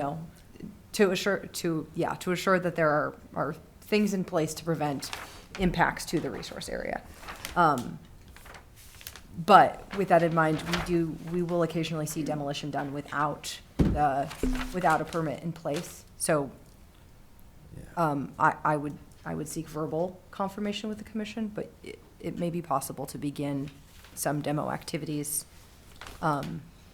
prior to the issuance of an order, and then obviously the construction activities and the, any activities occurring outside of the 100-foot buffer zone could be completed it's- without the permission of the commission. Most of it's within the Most of it is- 100-foot. Yeah, the majority of the property is within the Right. 100-foot, so I'm not sure how that would work. So most of it's within the 100-foot buffer. I would also like to note that the lean-to shed is definitely within priority habitat, and so, I'm not sure if that would change Natural Heritage's, response at all, but I would definitely want to reach out to them before, getting their final review, so that they're up to date on all the activity that's gonna be occurring within priority habitat. Because previously, we had told Natural Heritage that nothing was going to be occurring other than plantings. Yeah, so to kind of clarify your definition, undisturbed area is naturally vegetated area. That is like if you just stumbled upon a lake tomorrow and wanted to build a house, you would have that 15 feet of totally untouched by man area. Clearly, a lot of Lake Quinsigamond, there is touched by man area. Sure. So this is already pre-disturbed. We just kind of, at this point in time, with the institution of the bylaw, want to see less disturbance. So removing those man-made structures and returning it to just, even if it's lawned area, is slightly less aggressive to the habitat than having a lean-to. Got it. I think that's all I have, all the comments I have now. So where do we stand with Natural Heritage? So where does that leave us? So if we issue this order and they come back with something, how do we incorporate that into the order? You could issue the order with a condition that should Natural Heritage determine that there's substantial priority habitat on the property, they might need to file for an amended order. Depending on what their proposal is and what Natural Heritage's thing is anyhow, whatever their proposal is might drastically change based on, if there is priority habitat on the site, that would be looked at very differently than is currently looked at anyhow. So So I we would, could- I would recommend that, should the Natural Heritage issue a letter stating that there is priority habitat, they would come back before us for an amended condition or amended order reflecting whatever the heck Natural Heritage suggests there. So were you amenable to that? If we were to close this and they came back with a letter stating you have to do that, or we wait? You want to wait for the letter another month? What do you think? It's up to you, and we're happy either way. We're happy to attend the next hearing, and we're also happy to file. If they send something that they say you have to attend to, that could delay you even more. At least if you get the letter by November 1st. Let's wait till November, wait for the letter. And that way you can Then- address any concerns they may or may not have, come in one more time and be done. All right. And Fair when enough. is the next meeting? The 19th, 19th. fair enough? Right. We continue this to the 19th? Yes, we'd like to request a continuance to the November hearing. Thank you very much. Well, thank you very All much, right. appreciate Thank it. you. Okay, we have a continued public hearing filed for a notice of intent filed by Dan Ford, 47 Leah Street, choosing the construction of a garage and pool at 4751 Leah Street. Nobody? Okay, again, maybe they do Okay. not realize that their hearing is open. Okay. Moving right along. We have a continued public hearing regarding notice of intent filed by Courtney Walker of the Mass DOT Highway Division, 10 Park Plaza, Room 7360, Boston, Mass, for the installation of a new drainage pipe to improve drainage conditions along Route 20 in the intersection of Route 122. Good evening. Hey, how are you guys? I'm Chris Hunn from VHB, a water resources engineer. With me tonight, we have Mark Costa, a senior water resources engineer with VHB, Courtney Walker from MassDOT, and then I believe online we have Tracy Capoletti from MassDOT District 3. She is in there somewhere, she's just not. Okay. There she is. So, yeah, just a, quick refresher of the project. This is the section of Route 20 from the Route 122 interchange all the way to Flint Pond. We are proposing a new 36-inch pipe to help with flooding issues at that intersection and discharging to Flint Pond at the same location as the existing outfall. And we are also including a new stilling basin at that outfall.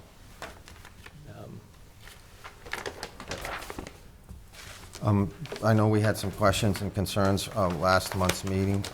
Have you been able to address any of ours and the DEP's? Yeah, so we sent a memo addressing both DEP's comments and yours last week. I don't know if you've had a chance to review that. Can you just go through that for us? Sure. So we'll start with the Conservation Commission's comments. The first comment was that measures should be taken to prevent future buildup of sediment at the outfall and to, correct the current sedimentation issues.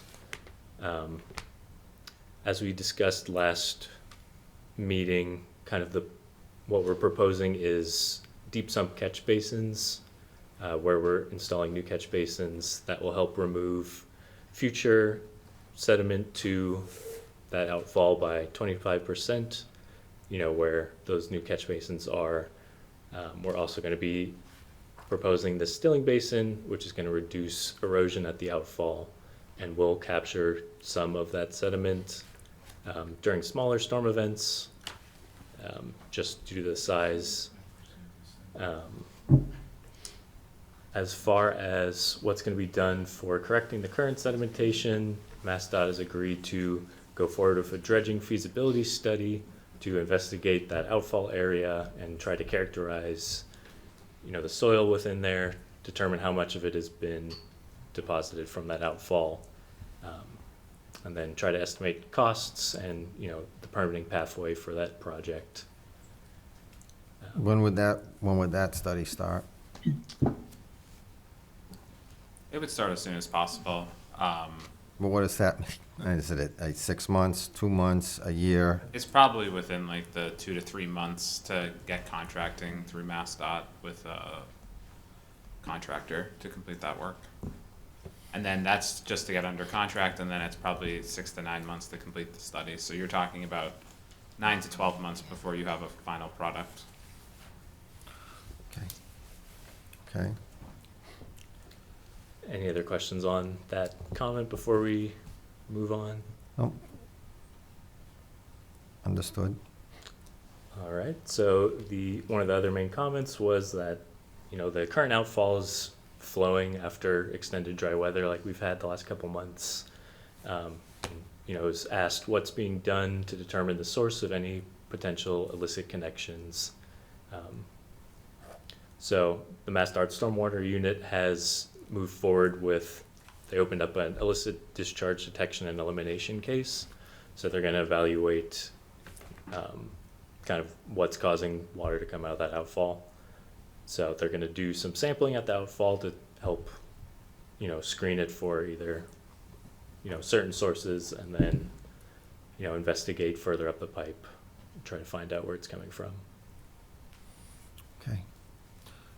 One question that we had, to get back to water quality, and with installing this new pipe, you're going to be discharging a lot more water into that one area. Is there any effort to install some type of water quality unit on this new line? Because we spent thousands upon thousands of dollars trying to clean up Lake Quinsigamond, Shrewsbury, Grafton, and Worcester. And this seems like we're going to be discharging vast quantities of untreated water into the lake, and it's very concerning for many people. So are you doing anything to improve that water, other than deep sump catch basins? I just want to note that, I think it is a little bit of a misconception that there's no new water going to the pond. The same amount of water that's going there today will continue to go there. It will go at a faster rate to eliminate the flooding at the intersection, but there's no new water going to the pond as a result of this project. So if there's no new water going there, why do we need another line? Again, so it does go there faster, So now you've increased the capacity, but the volume of water is not changing. So The, what do all you, the water sits at the low point right now where the intersection and sits there for hours and hours and drains. Ultimately, all that water still goes to the pond. So there's no change in the volume, quantity of water that's going to Okay. the pond. so what are you going to do to decrease the flow of that water into the lake, discharging that a vast amount at a higher capacity? What are you going to do to slow it down so it doesn't just all rush into the lake? Are you going to build a big basin or a detention basin to slow it and let it release slowly? Or what Yes, would- we have a stilling basin at the end to reduce the velocity of water. That size per federal highway requirements to not allow scour. So that stilling basin is there for that purpose.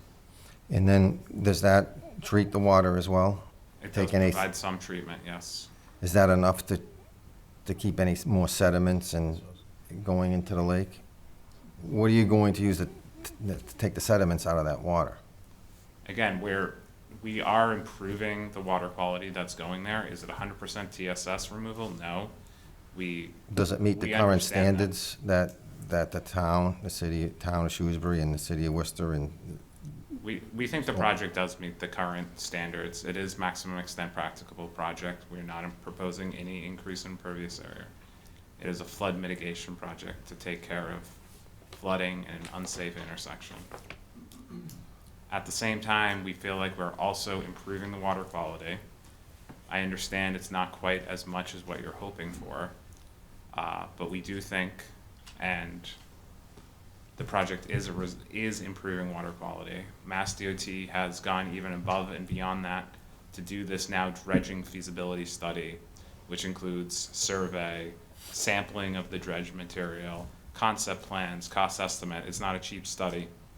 They're going to do the IDDE detection out there as well to search for why is that water coming there during dry weather flows. So we are making efforts. I understand it's not 100% what you're looking for with 100% removal, but it's a good project, and it's a project that we received federal funding for.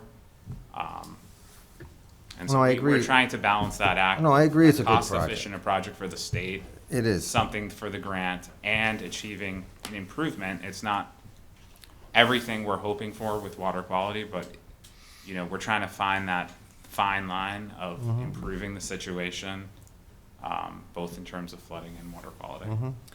So Diane? when you're talking about water quality, are you talking about removing 25% of suspended solids? Is that what you mean? Correct. Yes. Okay, so 75% still goes right into Flint Pond. Well, the 25% is from the deep sump hooded catch basins. The stilling basin will also remove a little bit more, but you're correct with noting that there would be likely greater than 50% continuing to go. So, I could be wrong, but I know there's not a lot of vegetated uplands in this watershed. And yet, when that water filters down towards Flint Pond, sediments and storm and pollutants are collected along the way. They don't just gush right into the pond. So, I have to agree that I am very concerned about the water quality and about the sediments that are going into the lake, and the problems with chemicals that we don't even know about. A simple one that we could all know about is something like phosphorus. Yeah, we understand your concern. Yeah. We do think we meet the regulations, the Well- stormwater management regulations and the Wetlands Protection Act. Okay. I have a couple questions. The deep sump hooded catch basins, they will fill up with sand and sediment and no longer work unless they are maintained, right? So what is the operations and maintenance plan? What's the frequency of maintenance? DOT typically cleans inspects once a year and cleans on an as-needed basis. How is that determined? I think based on how sediment fills within the catch basins. So, Up to like a 50% from my understanding, but Tracy, if I'm missing something, feel free to chime in as well. Yeah, well, one thing to point out here also is that, you know, the water that we're trying to alleviate quicker from the roadway is, drawing a blank, is, it's at a low point, and so we typically do have the crews go out and, you know, they'll monitor during storms and such. They'll monitor, you know, at low points that tend to flood. And we are working on our pump, the programmatic operation and maintenance plan. We're working to improve on that. We just had an MS4 audit with EPA, so we're working with them to increase our tracking system and to work toward, you know, getting to these areas that are problematic more frequently. But I also just want to point out too that I know, you know, we believe we are within our, you know, the MEP maximum extent practicable for this project, but with the IDDE case that's been opened, you know, we are hoping that we do detect some locations that may be able to, you know, we could work with them to modify discharges or, you know, just to alleviate some of that sediment that's getting in there, because the roadway itself, obviously, you know, there can be fuel spills and that type of stuff, but, you know, the sediment is not just coming from the Mass DOT Route 20, you know, it's everything coming into it from the watershed that feeds into it. So I think the IDDE, you know, that study and, you know, reviewing neighboring properties and just looking at what's coming into the system itself, I think is going to be kind of a telling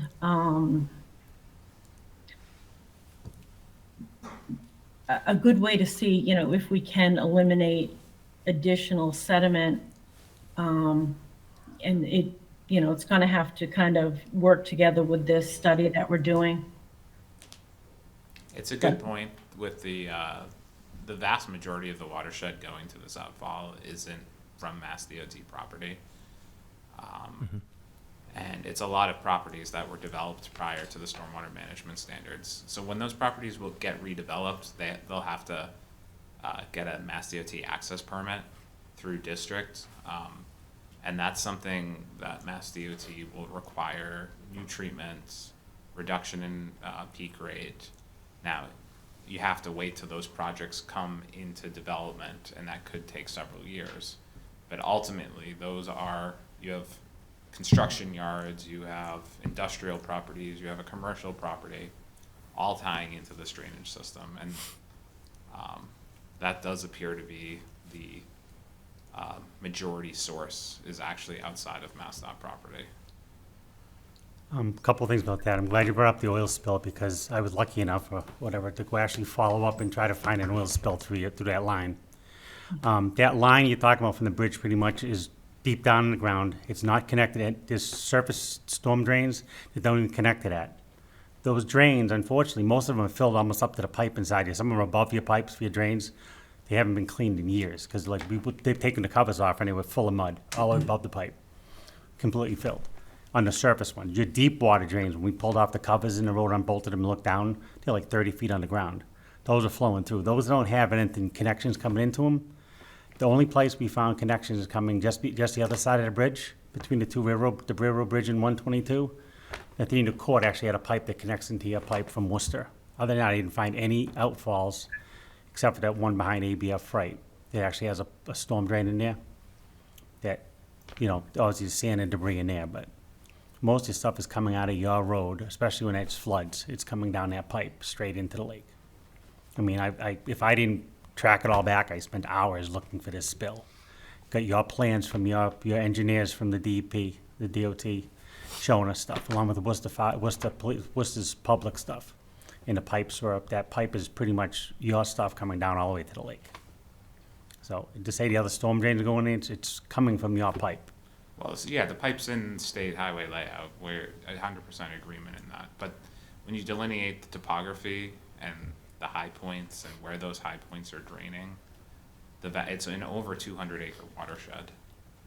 So it's not just the pipes and the pipe connections, but it's the overland flow during those rainfall events. And you have almost the entirety of the Amarillo property tying in.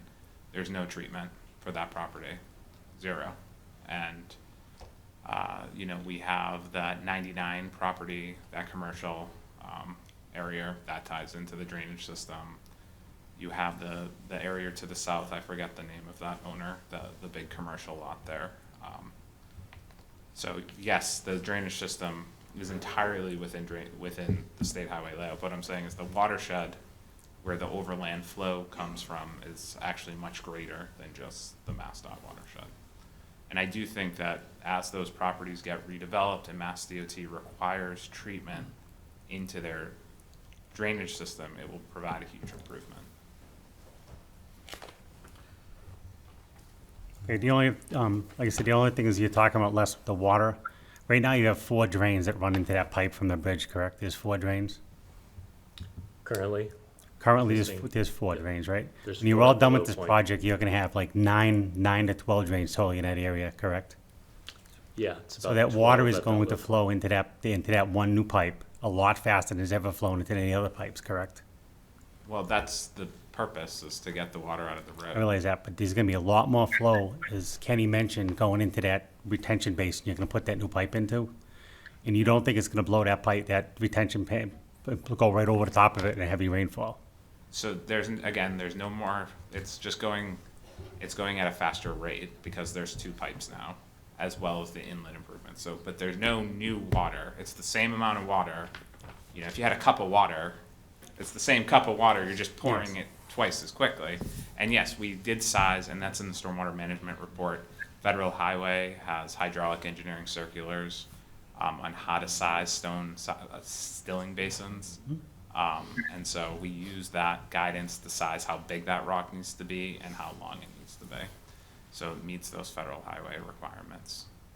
Okay, thank you. Neil, thank you for putting the study and getting the silt out of there to looking at that, thank you. You're welcome. All set? Yeah. I just wanted to ask another question. Sure. What level storm are you currently building to? So the current pipe system is designed for 10-year storm. The stilling basin is designed, I believe, for the 10-year storm as well. Well, just at the low point. Yeah, just one correction is the intersection actually in the drainage system is actually sized for less than a 1 year event, the size of it, because it floods multiple times a year. So it has significantly inadequate capacity. This project brings you up to about a 5 or 10 year conveyance capacity. So, could I suggest that it not be 5, but it be 10? I mean, so again, so what we're trying to do is balance, right, the best project and the most efficient project. The reason why we chose this around this 5-year event is because the pipe size is similar to the pipe that's already there. So now we have 2 pipes at the same size, approximately. They do change a little bit as you're going. They flip from 30 to 36, but you essentially have 2 pipes the same size. And the reason why we did that is because you have all these building utilities crossing gas, electric, telecom, you know, all sorts of sewer, water utilities in this road. It's just, if you look at our plans, you'll just see it's absolutely, there's utilities everywhere as we're going. The main water line into Shrewsbury is in Route 20, actually near Flint Pond. So by allowing it to be the same size, we're setting it at the same elevation as well. So we reduce the amount of conflicts to the utilities in the roadway. So that was a major key part of the design, to reduce the impacts to existing utilities.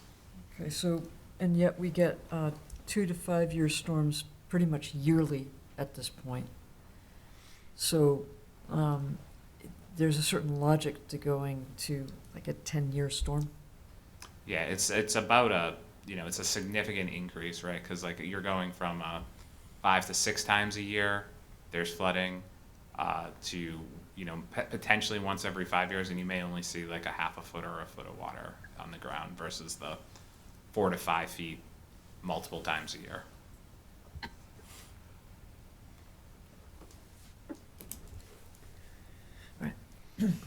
Chris?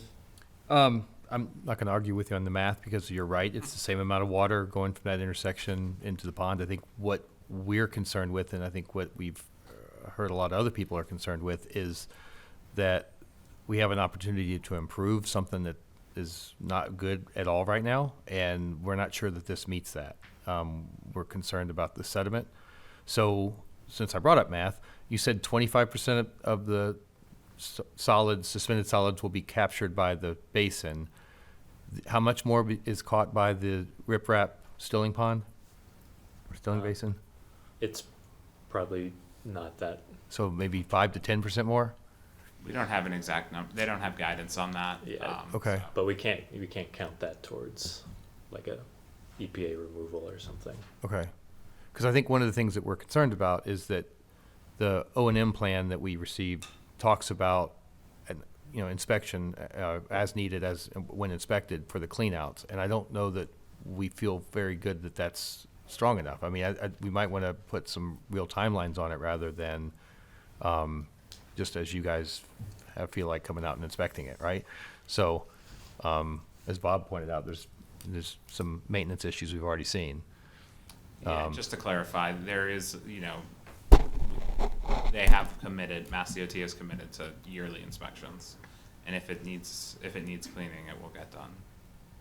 Okay. So that. Yeah, and we are working on that programmatic with DEP as well, which should, possibly expect to increase our frequencies there. So that's currently in process. So what's generally entailed in an inspection? You just pop a lid, see if there's any dirt, and move along, or do you make a report or generate any paperwork that we could look at? Pretty pictures of dark holes, anything fun like that? I think District could probably answer that best. Yeah. Sorry? Mass DOT District 3 could probably, Tracy. Okay. Yeah, Tracy. Yeah, we do have a system. I'm not really versed in what it is, but our field staff, they do have tablets that they use, and there's a program that they kind of put in wherever they're going for the day and what they did. So they're documenting, and that's one of the other things we're trying to work on. Just, beginning to try to pull everything together and tie everything into a tracking system. And so, yeah, I mean, they'll make note of what they see during the inspection. There could be photos, but like you said, I mean, you're not going to just take a picture of a black hole. Knowing that it has a 4-foot sump on the catch basin, they can use a rod and tell how much is in there. And then, we have records of when the companies come out, we work with them to go along and do the vacuuming or the clamshell bucket and remove the sediments. So that is all tracked. And that's something, we can provide copies of. I'm just reluctant to say, every year, unless, if you want to reach out or send an email, then that would prompt us to get that out to you. But it's not something I can just say I'll commit to in this so many communities that we work in. Yeah, that might be something we want to see, kind of, just that maintenance is being done regularly, because that will be the big, if those aren't being maintained properly, you're doing this all for naught. Right. Once your Right. basins fill, you're not getting the flood storage that you need anymore. That water is shooting along, not even getting that 25% capacity of removal. You're just, and you don't have that flood storage space if it's full of sediment. Those deep sumps are not deep sumping it. They're just not. Yeah. So perhaps we need a monitoring period? Yeah, well, that might be a thing too. I understand Mass DOT has so many basins to watch. But how does your kind of reactivity to that work? Like if you are doing it once a year and finding that it does need more often checks and cleans, how does that get enacted? How does that usually play out? That would go from the field personnel to the area supervisor in the maintenance depot that they work out of. And then it would get onto a list that we have some of our own equipment, not the greatest condition. They're in the process of buying 1 or 2 clamshell buckets, but they're actually having an issue right now with just the availability. Like everything else with any kind of product. So there's a little bit of a backlog on that, but we do hire, we have contracts with independent contractors that have vac trucks and clamshell buckets, but typically the subcontractors they have the vacuum trucks. Okay. So we do work with them, and we have to go through the whole process of, renewing our contracts with them, and then, work with them to just go down along a road and just, go through them and mark everyone that you're doing. And just, like last week, they had a plan to do a certain area, and then the owner that drives the truck came down with COVID. So, it puts us back a couple days. So, you're gonna always gonna have human error in there too. But I think with the tracking that we're trying to set up, and I'm not gonna say it's gonna happen in a couple months, because like just in District 3 alone, we have over 18,000 catch basins. So, it's certainly an undertaking. But I think, if anyone, we definitely will commit to inspecting them yearly and cleaning as needed. But certainly if anyone, you're the eyes and ears of your community. So if you do see something, or, you're concerned about something, or you just feel free to reach out and give a call, and we can chat about it, or meet out there, or, check back on when the last time it was inspected or cleaned. And Do you ever do any street sweeping to decrease the amount that you do have to do the catch basin cleaning? Okay. Do you know what frequency that's done at? I don't, off the top of my head, I'm sorry. We do have, like in all of our construction contracts, we do, like all of our resurfacing projects, they do a lot of sweeping during those. So, sometimes we have to utilize our construction contracts to get some work done that may not just normally, be something that's being done by our crews. So we try to utilize whatever means we can to keep things in, the best condition that we can. Sorry, Chris, I think I actually No, interrupted you're fine. I was done.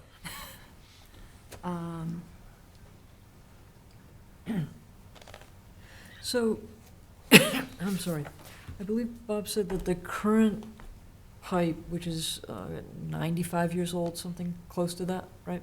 Yeah, 1930s. Yeah. Okay, so, that it's filled. So it's essentially not working, right? The pipe was CCTV. We did not find any blockages. Talk about the sumps along the road, the This- catch basin sumps that haven't been touched in a long time, those are full of dirt. Okay, that's good to know. We actually spoke to maintenance recently, and because this intersection floods so often, they tell us that they try to keep a close eye on them, but I pass that on. They're correct. So would the original pipe be included in operations and maintenance? The pipe itself, like, it's the catch basins that get the maintenance. So the catch basins, Yeah. would they be included in that? Yes. Correct, yeah. That yearly is a Mass DOT standard for all of their stormwater infrastructure. But they've been missing it. If it's yearly, they've been missing it every year. I'm not aware of that. Yeah, I don't have that information. I apologize, I didn't get any input on that. Like I said, I can only speak to when I looked at it, when we had the oil spill, when I saw no sumps. I haven't went back since then, they may have come and cleaned them since that point, but that there's looking, all those, the surface drains, not the deep pipe. The Yeah. surface drains along the road were just filled with crap all the way down the road. So, I'm just wondering, All of the catch basins were? yeah, well, most of them all had the sump in the bottom of them, were up at least to the pipe, or halfway up the pipe, some of them above the pipe, the dirt was above the pipe. If it's some of the old catch basins, they may not have a deep sump. Okay. Yeah. So that's potentially why. some actually discharge right at the bottom of the structure. Yeah. Or, maybe 6 inches, so what you're seeing may not actually be that deep. But yeah, I don't think any of those are deep sumps right now. Correct. And the new catch basins that we're proposing are all deep sumps and have hoods. Yeah. So that's why we're highlighting that is an improvement over what's out there today. Okay. So now it will allow 4 feet of sediment to build up before it starts discharging. I had asked at the last meeting that a stormwater quality unit be added at the end, near the discharge, just before your stilling basin. Why can't that be, why is that a big deal? Why can't that be added? As far as like additional, an additional BMP, Mhm. we did initially look at, possible areas to install those, just because of the volume of water from the large watershed. It seemed it would be infeasible to, one, do it within MassDOT's right of way, and then two, within kind of that area without having to take more property. The project is requiring a taking at the outfall. Mass DOT does not own that right of way. So that's why I'm asking. I mean, you're doing a taking, you're building a stilling basin. I mean, so you're doing that work now. So what would prevent you from adding an additional stormwater quality structure within that area at the discharge point? Is that something you can do? I mean, it doesn't seem like it's a big Mass ask. DOT has no history of doing those kind of structures. Okay. So. It's scary. Very scary. We don't need any comments. I'm just, it just doesn't seem like it's, a lot of people put these in, many towns put them in, and they're installed in cities of Worcester and many cities around the state. They have these. So I don't know why the Mass DOT can't. I'm sorry, what kind of Stormwater, structure? it's a stormwater quality structure. It's like a vortechnic unit or, Oh, yeah, no, we're not even, legally, we can't use a proprietary. there's many different types. Doesn't have to be that type. Right, but we just, we have a very difficult time with that, and we do not, we don't allow them in state roads, because we can't maintain those. We can't, you know, we have a hard enough time maintaining the catch basins that we have, as you know. So to add something like that, historically, we haven't had good feedback on the life expectancy of those. Okay. And we, you know, for us to have anything, like even a leaching pit type of thing that, you know, under the surface is something, anything that we can't see like that, it's really hard to try and maintain, you know, more difficult than what we're trying to maintain now.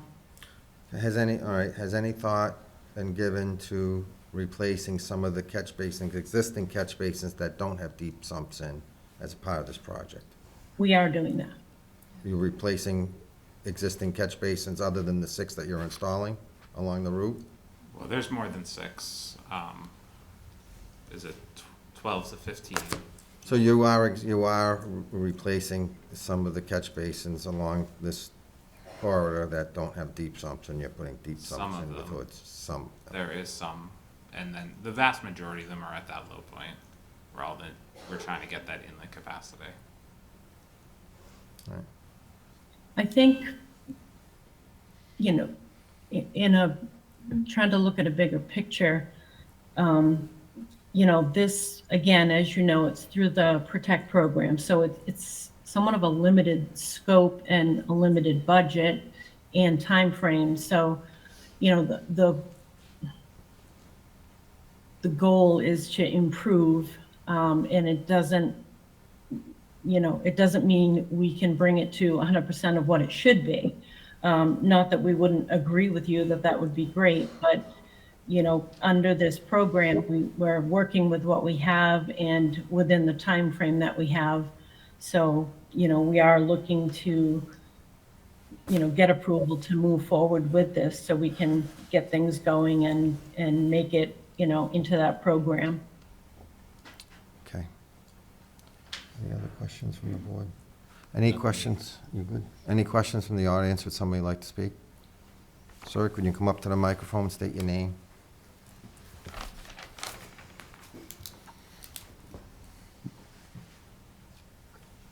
My name is John Mukai. I live on Flint Pond, and I appreciate that maybe we have to take care of flooding because it's critical for safety on the road. I have a drain I'm right on the lake, and there's a drain, and the big problem with the runoff on the lake is when there are these big rains, and you can see all the junk come right down the pipe. It goes right out into where the dock is, and you can see it. My understanding is that we're increasing the rate of flow 2 times. You're only catching 25% of the sediment, so now there is actually 1.5 times more sediment coming in than before. And it's only the non-point source pollution from everywhere is happening in these big rains, and that's just bad for this watershed. It's bad for, and maybe that's just life, but when I had a house, you weren't allowed to. I had a friend whose septic was fouling a watershed, and they had to shut down. It would seem to me a risk to, I'm just looking at it from the Flint Pond point of view, and maybe we just have to say, that's too bad. Flint Pond has to yield to safety and no flooding. But the short take is, this is bad for Flint Pond, 1.5 times more at the time when there's a high rate of flow of non-point source pollution just rushing in. I'm not at all satisfied from what I hear about any ability to be proactive about anything from the current state of affairs. And I can't see it getting much better with 2 times the amount of problem, in my humble opinion. But maybe we just have to do that. Yes, sir, can you come up, speak? State your name.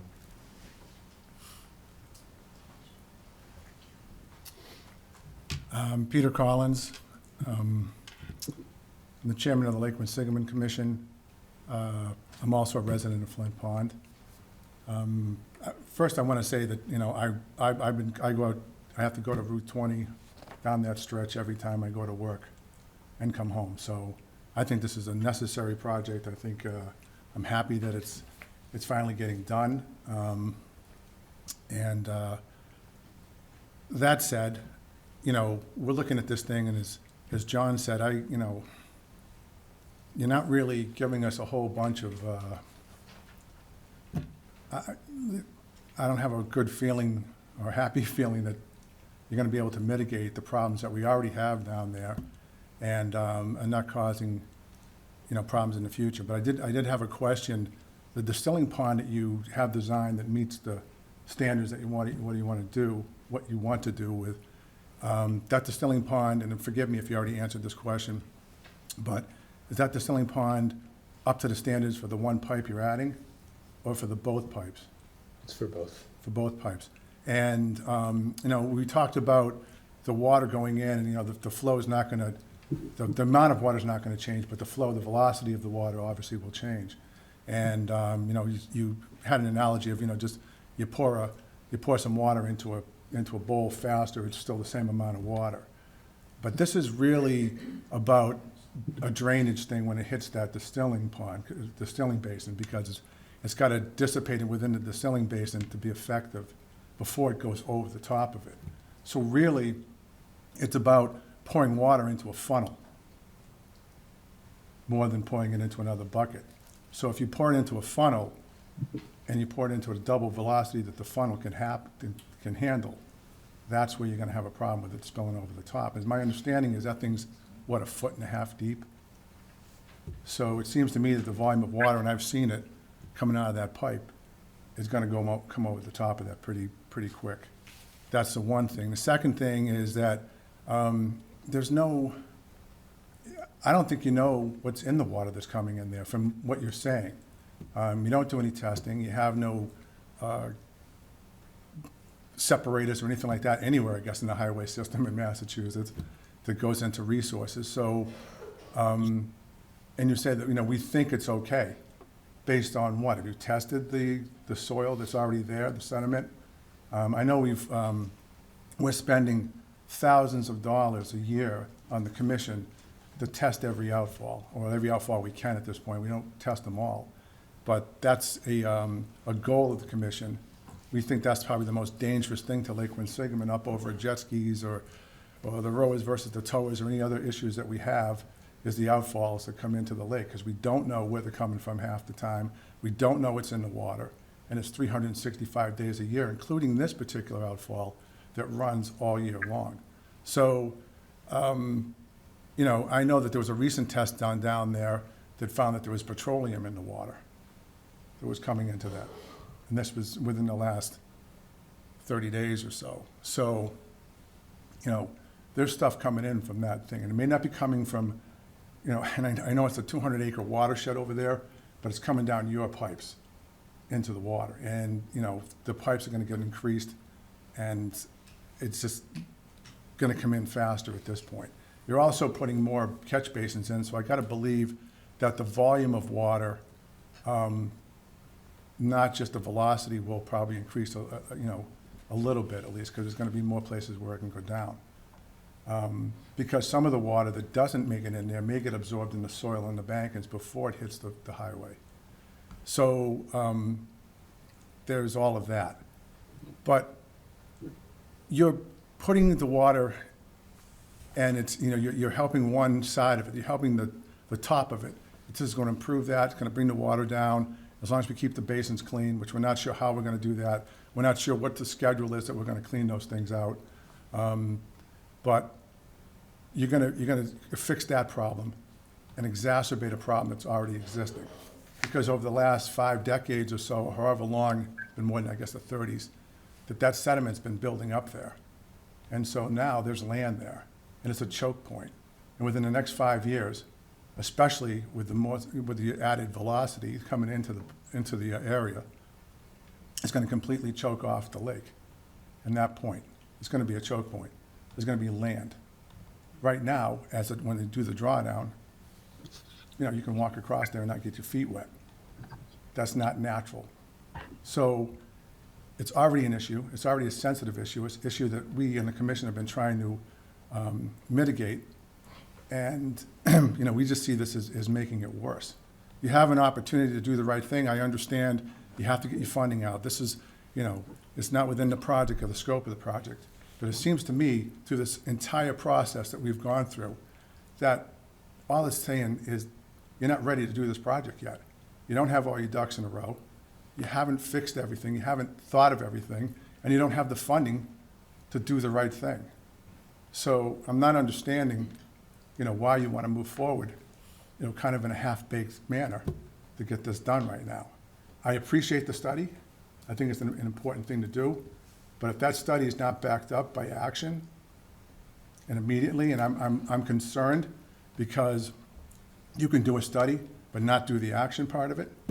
So you can do the study, put that in front of the Conservation Commission. They say, well, you do the study, that's good. Based on that, we'll approve, and off you go. And, the study finds out, well, you got to dredge that because it's going to be a choke point and you're going to affect the land. By the way, to John's point, this isn't just Flint Pond. This is Lake Quinsigamond. The whole lake, that's half the flow goes through Half Moon and through that culvert. So it's an important part of it. Not only that, we're part of the Blackstone watershed. So whatever happens in Lake Quinsigamond, whatever gets messed up there, gets messed up downstream. So it's bigger than just the lake, it's bigger than just Flint Pond. So the big picture is, over time, you're significantly impacting a resource. That's all. Thank you. Appreciate it. Aaliyah, I have one question. Wait a minute, Barbara. Did they address all the DEP comments with regards to the bordering land subject to flooding? I think we got through the Conservation Commission's comments and did not get to the DEP's specific comments. Correct. Yes. Okay. Would you like to move forward with that? Sure. All right. So first DEP comment was regarding the BLSF. So BLSF currently is delineated from the Zone A flood, like FEMA Zone A flood zone, which has no elevation assigned. We are not proposing any net fill within the floodplain. In fact, we're proposing net cut to install that stilling basin. So it should not, it's not going to be any fill in a flood zone. Okay.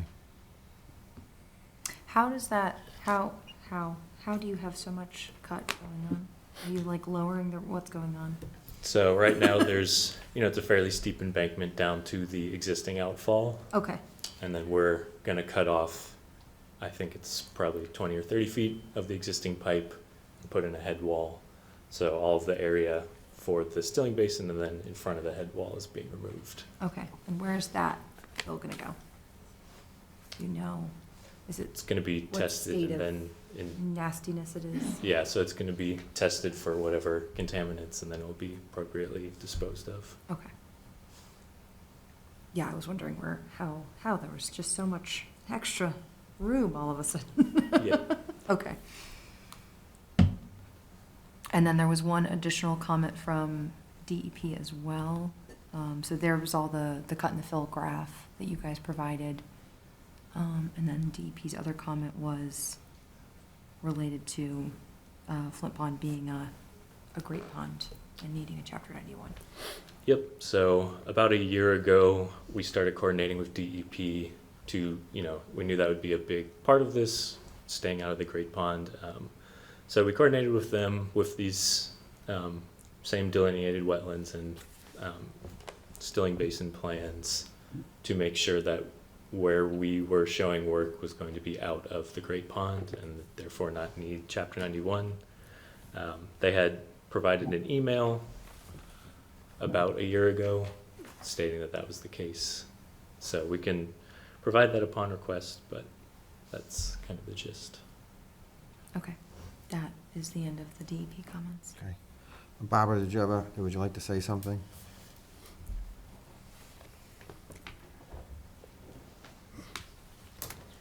Hello, my name is Barbara Kickham. I'm with the Lake Quinsigamond Watershed Association. I want to just thank Peter for his comments. He said most of the things I want to say, so I don't have too much to add.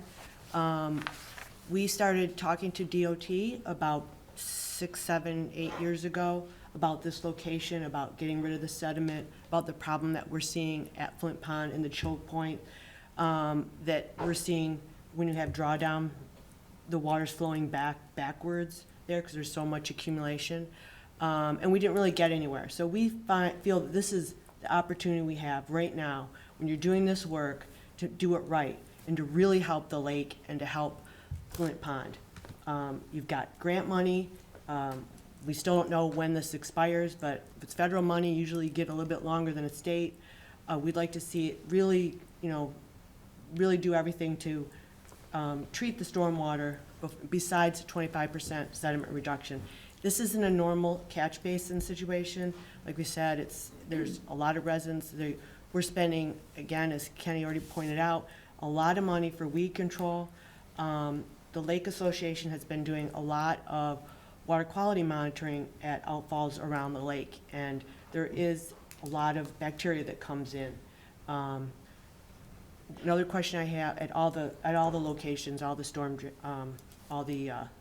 outfalls that we have, the city also does a lot of sampling. We're hearing that the storm drains that are there now are full and they haven't been cleaned in a long time. So just saying, oh yeah, we'll clean them every year. We want to make sure that that really is done. I mean, citizens can go look. I mean, it's not in front of my front yard, so it's hard to tell when you need to clean these out. But we'd like to see that O&M, nailed down. And it just doesn't make sense to me that we're gonna add more sediment. If you do the study and you do some excavation, hopefully you can do it, and then we're gonna put it back in. Like, it seems that we should be doing more sediment mitigation before it gets to that location. I understand you can't do a vortex separator or whatever, some kind of water quality, treatment at the storm outfall. But you do have one at the Burns Bridge. That's DOT property, and the city maintains it. So maybe there could be some kind of, agreement there. So even if we could have something smaller, I don't know what the most recent technology is, but, we just really see this as a really good opportunity to make a really good project. So yeah, we know it needs to get done, but thank you. Thank you. Sure, come on up.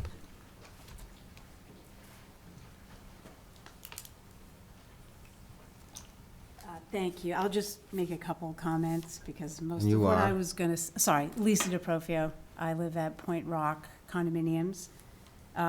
So I'm kind of speaking just from a resident, longtime resident. And I echo what was just said. I empathize with you guys because you're trying to solve an issue. You probably didn't expect all this, but I do see this as solving one problem and potentially creating another. As Peter mentioned, it's dumping water into an area of Flint Pond that's already experienced reduced flow. And I'm very familiar with this area because I tried to kayak over there, and it was brought to my attention, and I've lived there 30 years, that area once a pontoon boat was able to easily navigate. And now, because of reduced flow, sometimes I can barely get my kayak through. And something this is not my wheelhouse by any means, but what I don't understand is, you'd mentioned there's no new water going into the lake, just faster, but you're going to direct it into this new pipe that's going to be adjacent to a pipe that was put in place in the 1930s, correct? So if the additional pipe wasn't there, then all this water, which ultimately would go into the lake, wouldn't though go into that one area. It would be distributed evenly across the bodies of water. So that, to me, seems like a potential issue, exacerbating one that already exists. The water that will contain unfiltered sediments, potentially solids, and silt. And from what I've learned living on, or being a resident of Flint Pond and Lake Quinsigamond, is that stormwater is one of the biggest challenges of the lake. And, members of the watershed, Lake Quinsigamond, they've made such great efforts and strides over the years to clean the lake. This just seems like a huge setback. And I think we do have a responsibility, not only for ourselves, but for future generations. So, thank you. Thank you. Anyone else like to speak? Sure.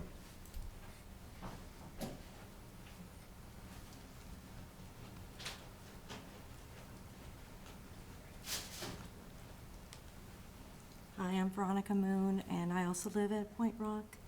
And I know nobody's mentioned anything about flooding, and I guess you guys might have discussed that already or have done studies related to it. But I do live right in front of the drainage system that's been created for Point Rock. And I do see that, you know, that does get pretty filled up during times of a good rain.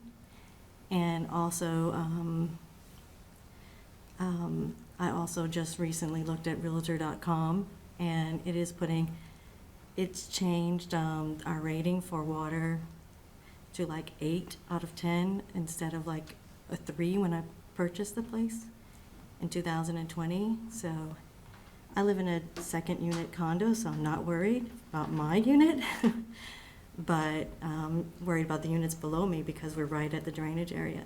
And I think if the water's coming in faster from those, I would be a little bit concerned. So, anyway, especially after watching all the stuff in North Carolina.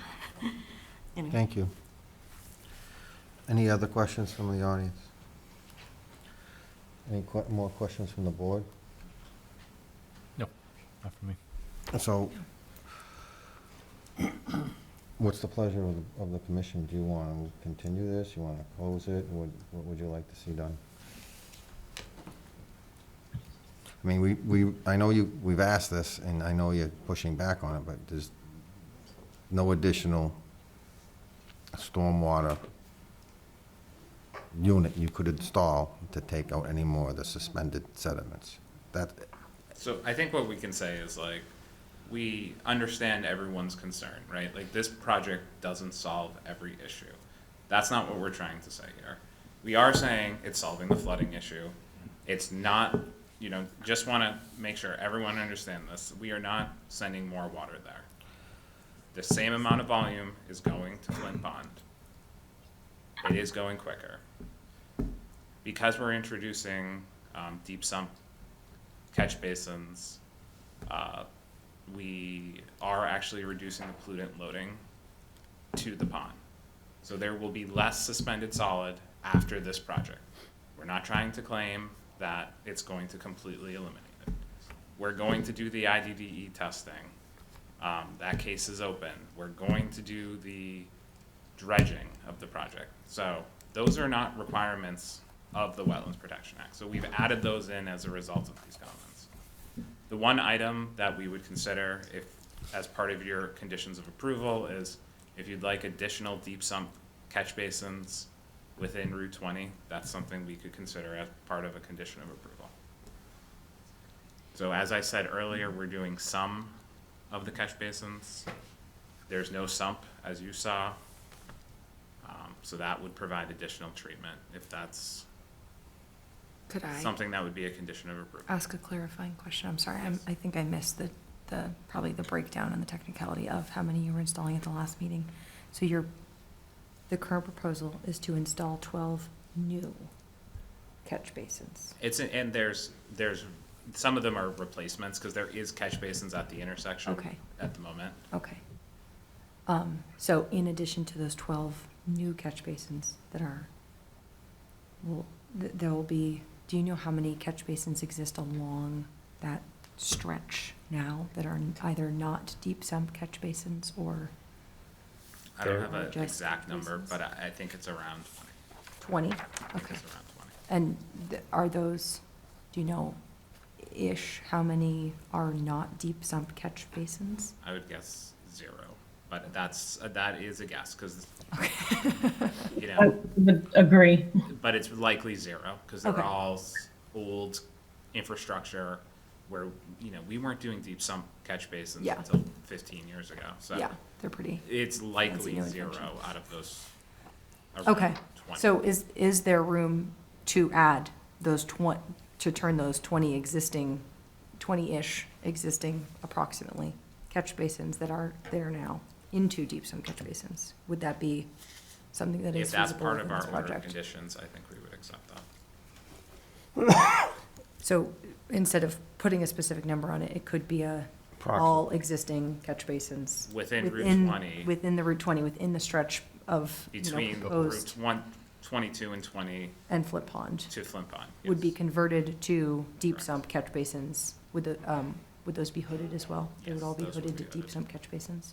Okay, so that would at least, that would provide slightly more sediment removal, not to put a number on it, but it could provide more sediment removal and would also provide more access for those waters to get It in. provides more sediment removal than what we have now and what's proposed currently. Yes, yeah, And not to put a defined number. that's good. So, and then the other study you're doing, what was, you had a specific name for the study on removing the silt? No. It's a dredge feasibility study. Dredge feasibility. So you had just said that the dredging would be done. Were you just talking about the dredging feasibility study would be done? Or Yes, would you? Okay, just to clarify, the Mass Yeah. DOT has committed to the feasibility study. okay. So, Do you know what kind of timeline? so again, we On the talked about actual that dredging, earlier. could It's be, around the- like, would it be a decade? Would it be Oh, the dredging. less I than mean, a? Any in-water work requires Chapter 91 approval. Yes, Be back in front of here.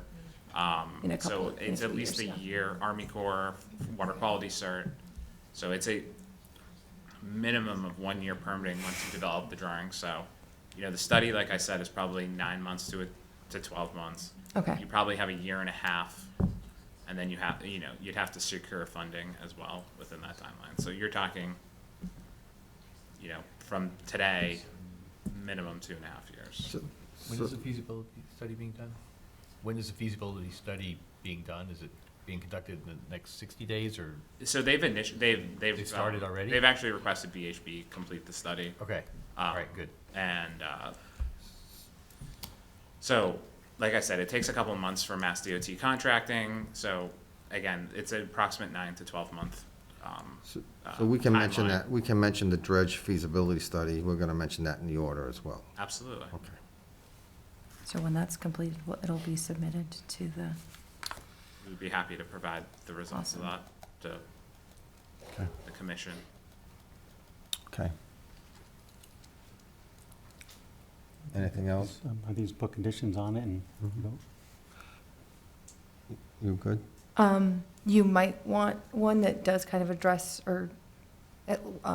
I'm happy to reach back out to Mass DOT on an annual basis saying, hey, how the basin's doing? But it might want to be a requirement that we reach out and we receive kind of a, hey, how are the basins doing? And, did they need, on those yearly things, did they notice that they do need to be monitored or clamshelled more frequently? How's it all going? How's We it can write that in. panning out? including the retention pond yearly. Yeah, Yeah, that's correct. That's also Yeah. yearly.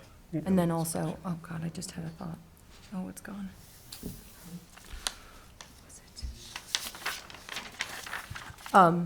I, probably getting an idea of how, so you kind of have an idea of how your current flood incidents are going, how frequently they're happening. If you could have an idea of how much you've reduced them, just to be like, look at our beautiful project, we reduced it so much. And actually we some- only had one flood event this year instead of 15.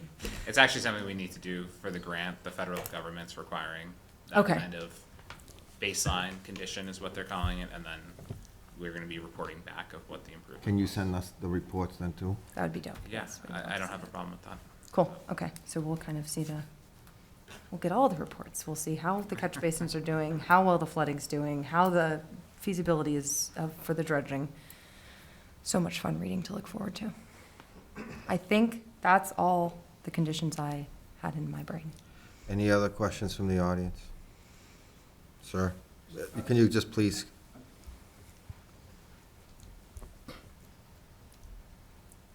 I'm just wondering, since one of the issues is the sediment arrival into the pond, and I don't quite understand what you're saying, because there's twice the flow and only 25% catching the sediment, there's more sediment going in. Whatever, is it not possible to develop some sort of monitoring tube or something that can be checked to see if the sediment's going up or down? I mean, something like that.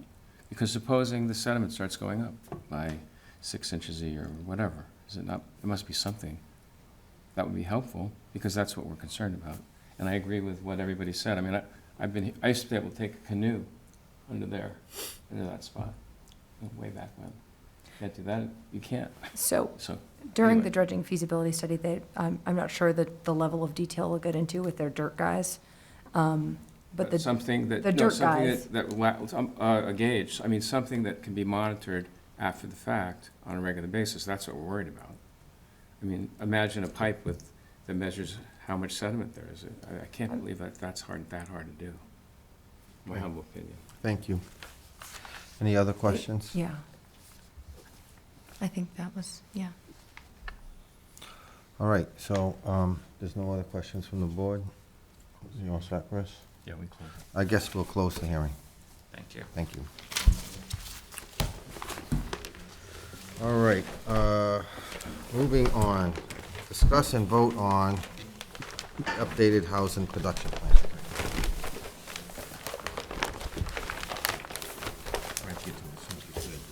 Well, you came in just as the other one started, Chris. Tried to No, get it's you perfect. good. It just didn't work out.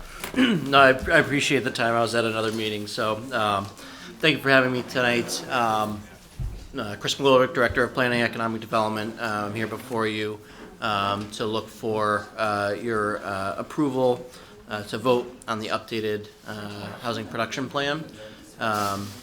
I did send over just this morning the revised version with edits, a bullet point change log, for lack of a better term, of the edits that were made.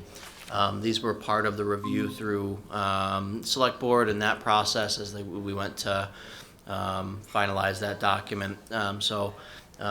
We did include all of those items to ease review.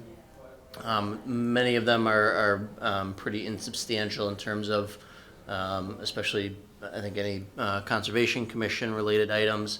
But we did want to bring them back before the commission for their review. If there's any additional edits that are needed, any additional items, any discussion, happy to have that. But ultimately seeking the board's approval on that revised document to then be sent to UHLC for their review and approval of the housing production plan. Okay. Bob, you have any I questions? have no questions. Diane? Chris? Nope, not Alea? for me. Sorry, I do have a question. Do you know if the recommendations of the board or of this commission were able to be incorporated into the current housing production plan? Yeah, so the discussion that was had with the board when we voted at the joint meeting with the planning board, those items were incorporated for that version that the select board voted on, planning board voted on. So this would be the final approval that we're looking for. Okay, so any future proposals will kind of have more elements of the bylaw incorporated into them, okay, or required of them. Yeah, so what we did, just to recap with the Conservation Commission discussion, was we added in some discussion between the permitting that goes on and where we look at, we added essentially a paragraph that discussed the interplay of housing and the need for housing and how that impacts wetlands, seeking to recommend that local authorities seek a collaborative approach rather than competitive. A lot of times, obviously, housing butts up against, conservation or wetlands resources, and looking at opportunities to develop in ways that are, more conducive to protection of those resources is more beneficial. So that was kind of the language that we put in there.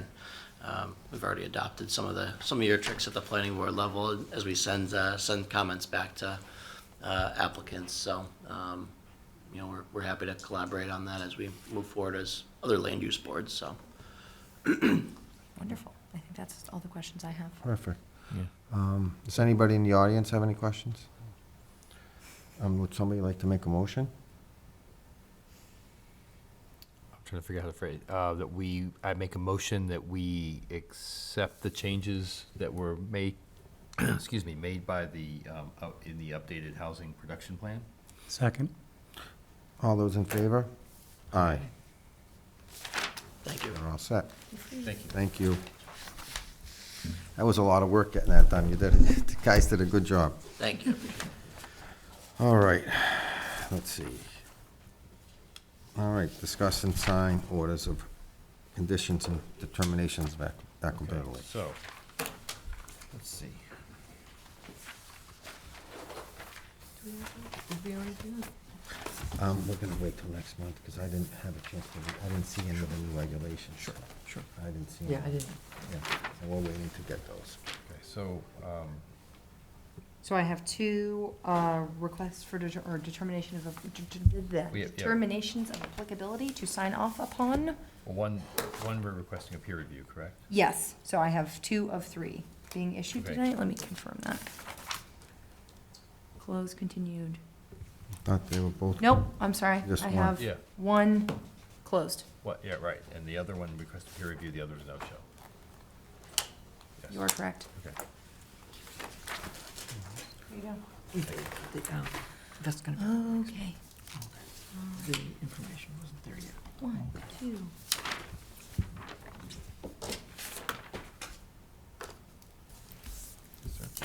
This continued, this closed. And we Alright. closed the hearing at Whippoorwill. Yep. I am counting 1 for Whippoorwill, 1 for 209 North Quinsigamon Avenue, 1 for 4 Sterling Street, and 1 for Route 20 and Route 122 intersection. So that is 1, 2, We have any conditions that, 3, 4 in total. Whippoorwill, No, I don't think, I didn't write any conditions down. no.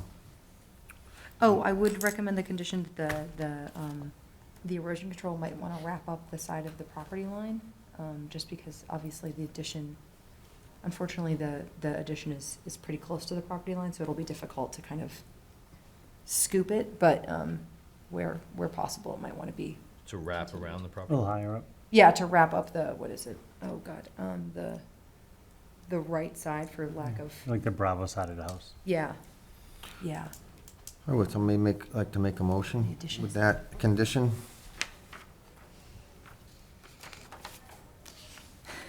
Yeah, I'm just trying. Let me see if I can get some better wordage than just the side of the house. The side of the addition. Yeah, along the- the property, extend erosion control along property line up. Beyond where Make the 'em- addition is Side going. of house. Mr. Chairman, I make a motion that we approve the notice of intent for, 22 Whippoorwill with the condition that the erosion control be wrapped around the property line on the right side of the property? Yeah, let me see if I have an actual directional for that, not a, That picture you just had with the GIS map, I think might have, yeah, exactly, I'm trying to, got it on my, there we go. I just saw it. Here she is. Okay, it is the northeast With the condition property line. that the erosion control barrier be extended along the northeast property line. Second. All those in favor? Aye. Okay. Okay, so next was 209, is it 209? 209 North Quinsigamon Ave. For that, we had several conditions we talked about, mostly about the stabilization of the soil, 26 plantings of trees, Or shrubberies. or shrubberies, Per- according to the Shrewsbury planting guidelines. Yep. They'll be planted outside the buffer. Outside of the buffer, correct, outside the 100-foot buffer. The erosion control. Erosion control for the existing demo. And, But what it's- about a condition of the stormwater permit of an inspection checklist? That's related to the 14-day Yes. stabilization? Yeah, so it does look like, when I did look at OpenGov, they come in like right below the stormwater, a stormwater permit requirement. They're like 4,500 feet-ish. And the Even though requirement they- starts at 5,000 square feet. They have a stormwater plan on our, So as part of a notice of intent filing, you Okay. have to submit a stormwater plan. okay. So, in lieu of a stormwater permit, we can require that they submit a stormwater checklist or a stormwater inspection to us, so they would be monitoring the erosion control barriers to ensure that they're in working order and not allowing stormwater off the property, and that there's no, ongoing erosion issues on site, and so they can, I'm not sure if you'd like to see weekly inspections So or have them do bi-weekly weekly, have them do inspections. weekly inspection and report to us monthly? Huh? Yes, Have them do, yeah. like, have a record of weekly and then, With a photograph? Or? Yes, so they'll submit, they can submit weekly or take weekly inspections, including that will include photographs, and it should look at all the erosion control on site. Any open areas, where, there's substantial areas of open dirt. Every 10 to 14 days, they should have it stabilized with hydro mounts or hydro seeds. So yes, and if they're anticipating any periods of time where there will be no work and there will just be loose dirt hanging around, after 14 days, they should, or if they're. So let's get the condition so it's. and no I've got two- storage and within the zone, right? There is an existing condition for this, let me find if you would I've like got to 2 or just 3 read it. that Right. are pretty easy. No storage, we don't know, remember, there's no storage below the house. I didn't know if you wanted to also include a special condition that this would just kind of be an extra thing, that the propane tank not be within the 100-foot buffer, just to really Okay. hammer it home. All right, so let's do one. So the first condition is every 10 to 14 days, stabilize with a hydro mulch mix if needed. That's one. That's one condition. And then the next condition probably would be to an inspection checklist forwarded to the Conservation Commission taken weekly, but forward once a month. Mhm. We also will see them typically after, if you have a rainstorm on Saturday. Or a rain you take event. it- Yeah, after a rain event. And then I believe we had asked for 20 to 26 trees or shrubs per the Shrewsbury tree planting guidelines. Correct. And then show the erosion control barrier on the, Demolition. the proposed, Yes. the yeah. proposed plan. Mhm. And that we asked the propane tank not be installed within the 100-foot buffer. I Okay. can't imagine it would be, but just in case. Is that good? Really just hammer that home, yeah. So, Yeah, did we talk about not having storage of any material under the house? within the 100-foot buffer? No, So no stockpile area yeah, within the 100. Okay. stockpile outside So the. stockpile should be pushed, okay. Okay, good. Makes sense. So we have to re-say that In a motion. in a motion. Okay. So, Mr. Chairman, I make a motion that we approve a notice of intent for 209 North Quinsigamon Ave for the planting of 20 to 26 trees in accordance with the Shrewsbury planting guidelines, that we receive an erosion control plan for the existing demolition, that the propane tank not be stored within the 100-foot buffer, no stockpile of soil materials or construction materials in the 100-foot buffer, and for the tough one, that the soil, if it was to remain undisturbed for a period of time greater than 14 days, it is to be covered with mulch or hydro seed, Or an erosion control blanket. or an erosion control blanket, Times. thank you. And that we have a condition, in addition to that, of a inspection checklist for the stormwater permit every 10 to 14 days with pictures submitted monthly, evidencing the checklist. Did I get that correct? Do you want bi-weekly or weekly inspections? We said, I wrote 10 to 14, so we could live with 14 days, I assume? Yeah. Or after any. Yeah, so bi-weekly or after a rain event. Okay, so Bi-weekly. bi-weekly or after a rain event? Yes, there is standard language for that. Okay. Second. Vincent has it. Okay, were you good with your motion? I'm good with my motion. We have a second. All those in favor? Aye. Aye. All right. Moving right along. 0, okay. We closed Sterling Street, 4 Sterling Street. Yes, let me find that I one. think we just wanted to. They consider plants within the buffer zone to delineate parking and erosion control to the start of the foundation. That's what I wrote down. Yeah. So, Mr. Chairman, I make a motion that we we approve a notice of intent at 4 Sterling Street, with the condition that they may consider plants in the buffer zone to delineate parking, and that an erosion control barrier be installed up to the start of the foundation. Second. All those in favor? Aye. Aye.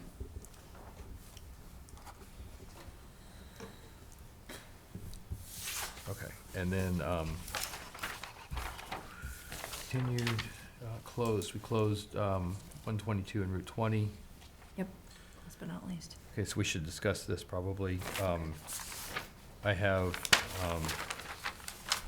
can I ask, we can ask a question at this point, right? So is there truly something that resembles a vortex system at Burns Bridge that's maintained by the city of Worcester? Is Yeah. that who maintains it? That is true.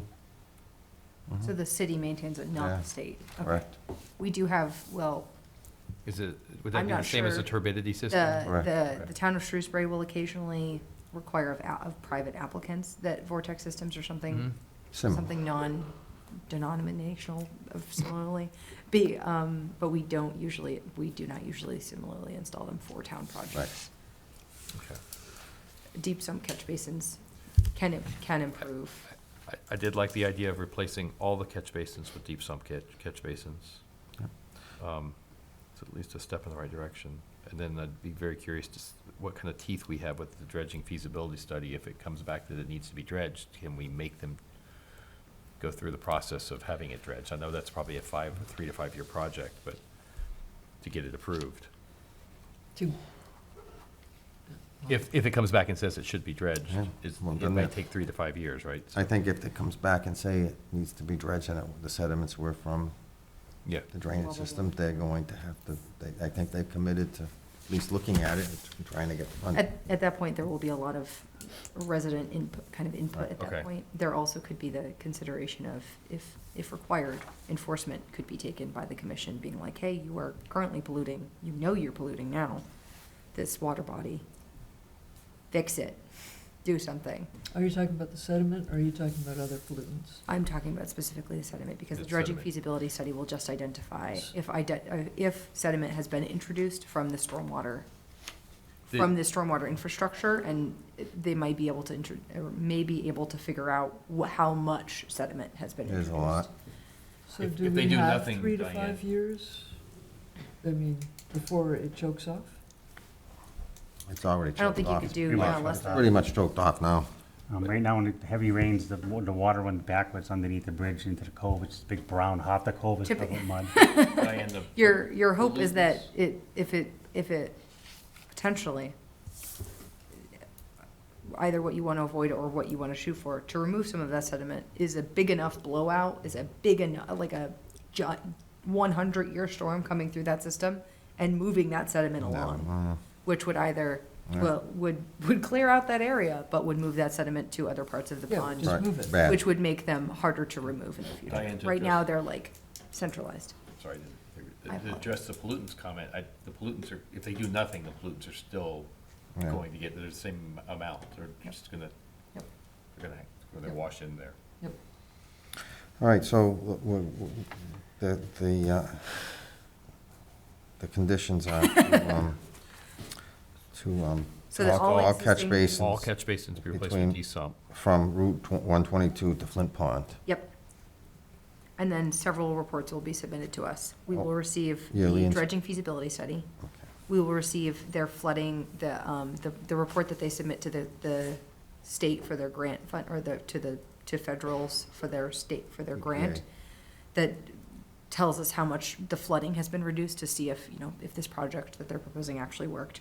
And then they'll also submit, annual report, probably, I don't know how many years of monitoring you'd like to see from them. But it might be 2 or 3 years that I reach out to DEP for 3 years. Or it could even be up to 5 years if we really want to put a specific number on it. I don't think there's any particular It's 5 years. line. Yeah, so we can do 5 years of requesting that information from Mass DOT, that they tell us, you know, how often they had to clean those, how often they inspected them, and any other. And a retention pond. Yes, yeah, Make sure you include the retention pond, there's not just the sumps, the retention yeah, pond. so that we can get information on all the infrastructure in the area, and how often they had to maintain those and how often they were inspected. So the report to the state is from the EPA? Is that what you're saying? Yep, and we want that, the report that the state gives to the EPA. Okay. Yeah, so That's- we whoever, want that. whoever, Yep. whoever, yes, is doing this project, we want to see the Right. report they're submitting for their grant. Okay. So you got this? You ready? No. Mr. Chairman, I make a motion that we approve the notice of intent for the new drainage pipe at 120 and Route 122 intersection, conditioned upon all the catch basins from Route 122 to Flint Pond be replaced, the existing catch basins be replaced with deep sump catch basins. With hoods. With hoods, thank you, with hoods. That we receive a copy of the drainage feasibility study. Dredging feasibility study. Can't read my own writing. We receive a copy of the report that they give to the EPA for their grant, and that we have the ability for 5 years of monitoring, or we receive 5 years of we monitoring, receive 5 years of 5 years. monitoring from the DEP. For the catch basins and the. From Mass and DOT. Mass DOT. Oh, for sorry, the- from Mass DOT. We receive 5 years of monitoring data from Mass DOT for the catch basins. And the Stilling Basin. And the Stilling Basin, thank you. Second. All in favor? Aye. Okay. Moving right along. Discuss and sign certificates of compliance. Oh, boy, okay. So we still need to sign that one. I don't think I we saw think it. I did have you sign that one already, we did. 2007, let me see. I hit it on myself, I'm so sorry. Yes, it was Okay, all right, 2007. thank you. Okay, so I have, let me see how many certificates of compliance I could have done this evening.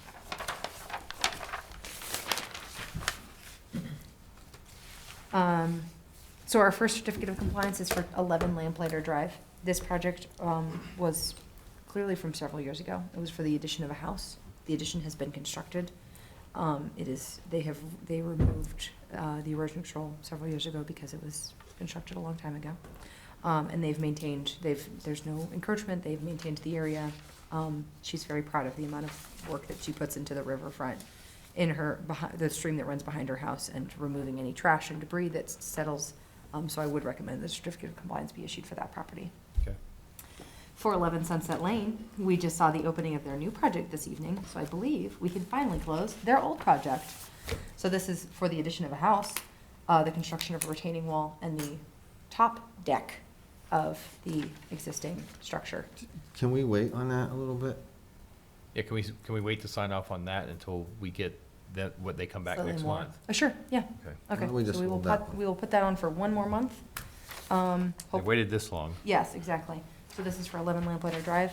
The Okay. next one is for 6 Cheryl Drive. This was the construction of a single-family home as well. I'm trying to think of my inspection of this one.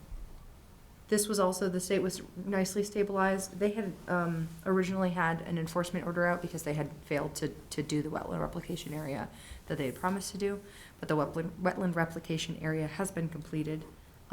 There's monitoring reports reflecting that it grew in nicely, and it has not been disturbed since then, and there's been several years, so it's had time to kind of figure itself out. And then there are boulders clearly demarcating where lawn ends and where wetlands should begin. So I would recommend that a certificate of compliance be issued for that one as well. Our next one is 20 to 22 Greylock Avenue. They have opened the rear walls of the house. They've installed a metal mesh. I think I included some photos on the line. I'm not sure. Let me see if I can pull those up so you guys have the opportunity to see those. Yeah, it did look like they exactly, they filmed it with the same size and 1-inch Yes, holes. so it was very nice to see it done to how we had requested it initially. It has been completed. There are several continuing conditions that will continue past the order of conditions. And so a continuing condition kind of lives with the life of the property. They will be included, and those include that the operation and maintenance plan, I will include with certificate of compliance so that it is published in the registry of deeds. And there is record of it for any future homeowners, as well as the current residents of the place. There is also a condition that anytime the house is sold, we be notified, the commission specifically, because of the substantial kind of burden of the flood area that will be put on the future property owner, and us giving them either the assurance or the knowledge that they need to maintain those structures.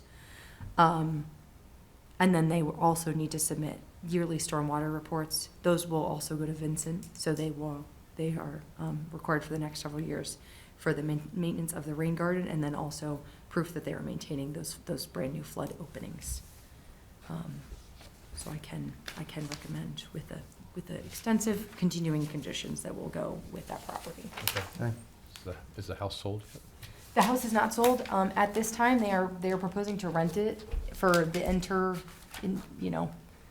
unknown future period. And obviously, you're not renting, or, a rental contract lasts for probably a year or so, so I would imagine they will be rented for at least the next few years, hopefully. Can you just click on that so I can? Oh, yes, of course. Yeah, I didn't see it in the Why are you doing this drive. to me? Show me the thing. Maybe that's what I did. Oh, I it didn't did go like in a the weird. subfolder. Stop. Here you go, Kenny. Stop presenting. Let me see. Here, Kenny. So it's basically 1-inch chain link, it looks like. Or it looks a little bigger than 1 inch, to be honest. Okay, let me present it now. Boop, boop. Thank you. Okay. So yeah, you can see the, go to this one and make it bigger. Okay. It kind of looks like a big chicken coop. It does. But there you go. So that will keep, like, raccoons and skunks from going in there? It'll keep large mammals from going in there, Not unless they snakes. dig under. Well, I guess there's the slab foundation, so they're not gonna dig under. I apologize for that. That's misinformation. Well, it's essentially what we asked for. It is, sure it is. So cute. Long time coming. Yes. All They right. did maintain, they have, as you can see in this picture, there's flood openings on the side walls Yeah. as well. As part of the building department's requirement that 3 sides be open, there are 2 flood openings on each side in addition to the flood openings That's what that small in the rear thing wall. is? Yes, exactly. It's too high, but. It is Yeah. pretty there. high. Well, it's pretty high up there. It catches the Not very functional. It'll let it dry highest out. flood waters. And then the last one is 17 to 19 Lantern Lane. This was for the construction of, so an existing single-family house was there with like an extensive yard area and sport court. They took the sport court down, divided the lots, and built a second single-family home. The area has been stabilized. I did request, they still have the erosion control in place. I requested that they remove the sill fence so that it doesn't become one with the landscape. They had also left the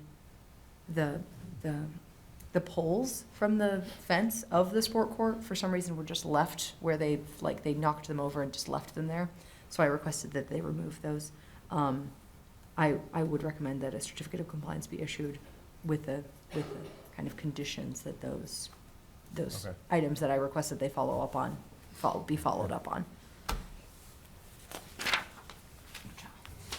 So let me confirm that I have all of the things that I need. 800 That is Boston 1, 2, Turnpike. 3, 4. What about the retaining wall? Like, considering that fell That's into. the it? last one. 101 North That's Washington. right here. Talk about it. We're getting there. We'll get there in just a second, 1 second. Yeah, we This want to was talk about that, yeah. Okay, so 800 Boston Turnpike was basically the construction of a parking lot, and they had a wetland replication area that they'll be continuing, or that they're continuing to monitor. I think they installed the wetland replication area they installed it last summer, so this will be its second summer, I guess, and then the monitoring period will be over. Was it last? Yeah, it was last summer, okay. So I'll expect one more year kind of monitoring data, and then that will be closed off. This is just a partial certificate, or a partial, not an extension, because they have not finished the parking lot. They have like, the little areas in the middle of the parking lot where it's vegetated. Those are not gonna get vegetated this year. It's cold. And then they also have some additional stabilization to do. So they are just requesting an extension for that. They probably will be wrapping up the project next summer, but it's always good to just kind of give them the full extension. Okay. So let me find that. And last but not least, the enforcement for 101 North Quinsigamon Avenue. And then correspondence. I actually heard from, they have inquired with Graves Engineering to do the project. They reached out to me today, or the representative from Graves Engineering reached out to me today, but actually submitting an application for this project. So we should have something. I'm not sure if it'll be, today's the 15th, our filing deadline is the end of October. Hopefully we'll have something in hand at that point, since it has been such a very, very long time that it has been unstabilized. And I also did stress to him the history of the project, and that I was actually going through, because he was requesting information for the project, and there have been several orders of conditions issued for this retaining wall, so either they need to figure their stuff out about getting this darn retaining wall in and not having it fall over again. My God. Yeah, can we get them to make sure, because the plastic and the wattles are all gone, there's a big side missing towards the neighbor's yard, and look like the water's continuously going in there, so. Yeah, yeah. Do you have any questions to Ann? We should move her to the beginning of the meetings next. I know, I feel bad. It's quite all right. Ann Zedek-Sumner from 99 North Quinsigamon Ave. First of all, I am amazed at your stamina, and I want to thank you, express gratitude for your service, because it's a lot that you do. A lot. So thank you very much. Thank you for the update. I was not clear on where we stood currently. If we could, I could just remind the commission that I am concerned about the area between my property where it ends, the gap that is there. I'm hoping that you will consider that that's part of their responsibility to bring it to what it was before or better, in terms of protecting the watershed as well as erosion. So any questions about that, what I'm looking for? I will not be able to attend the November meeting and speak on my own behalf at that time or ask questions. I will try to go remotely, but I think you've seen that I'm here and trying to patiently wait this out. We will ask that question, definitely. Thank you very much. You can also talk to the applicant about, I know you've expressed concern about the other retaining wall along the side of the property. Yes, and I His think some of failure. that's within the 100-foot. Yes, if it I is think if within you the measure 100-foot it. buffer zone, we will request that the applicant consider doing something about it if it's not a requirement that they do something about it. I think the building inspector engineering has been trying to work with them, so I think getting all the work done at one time would be helpful. Thank you. And the last thing is that I'm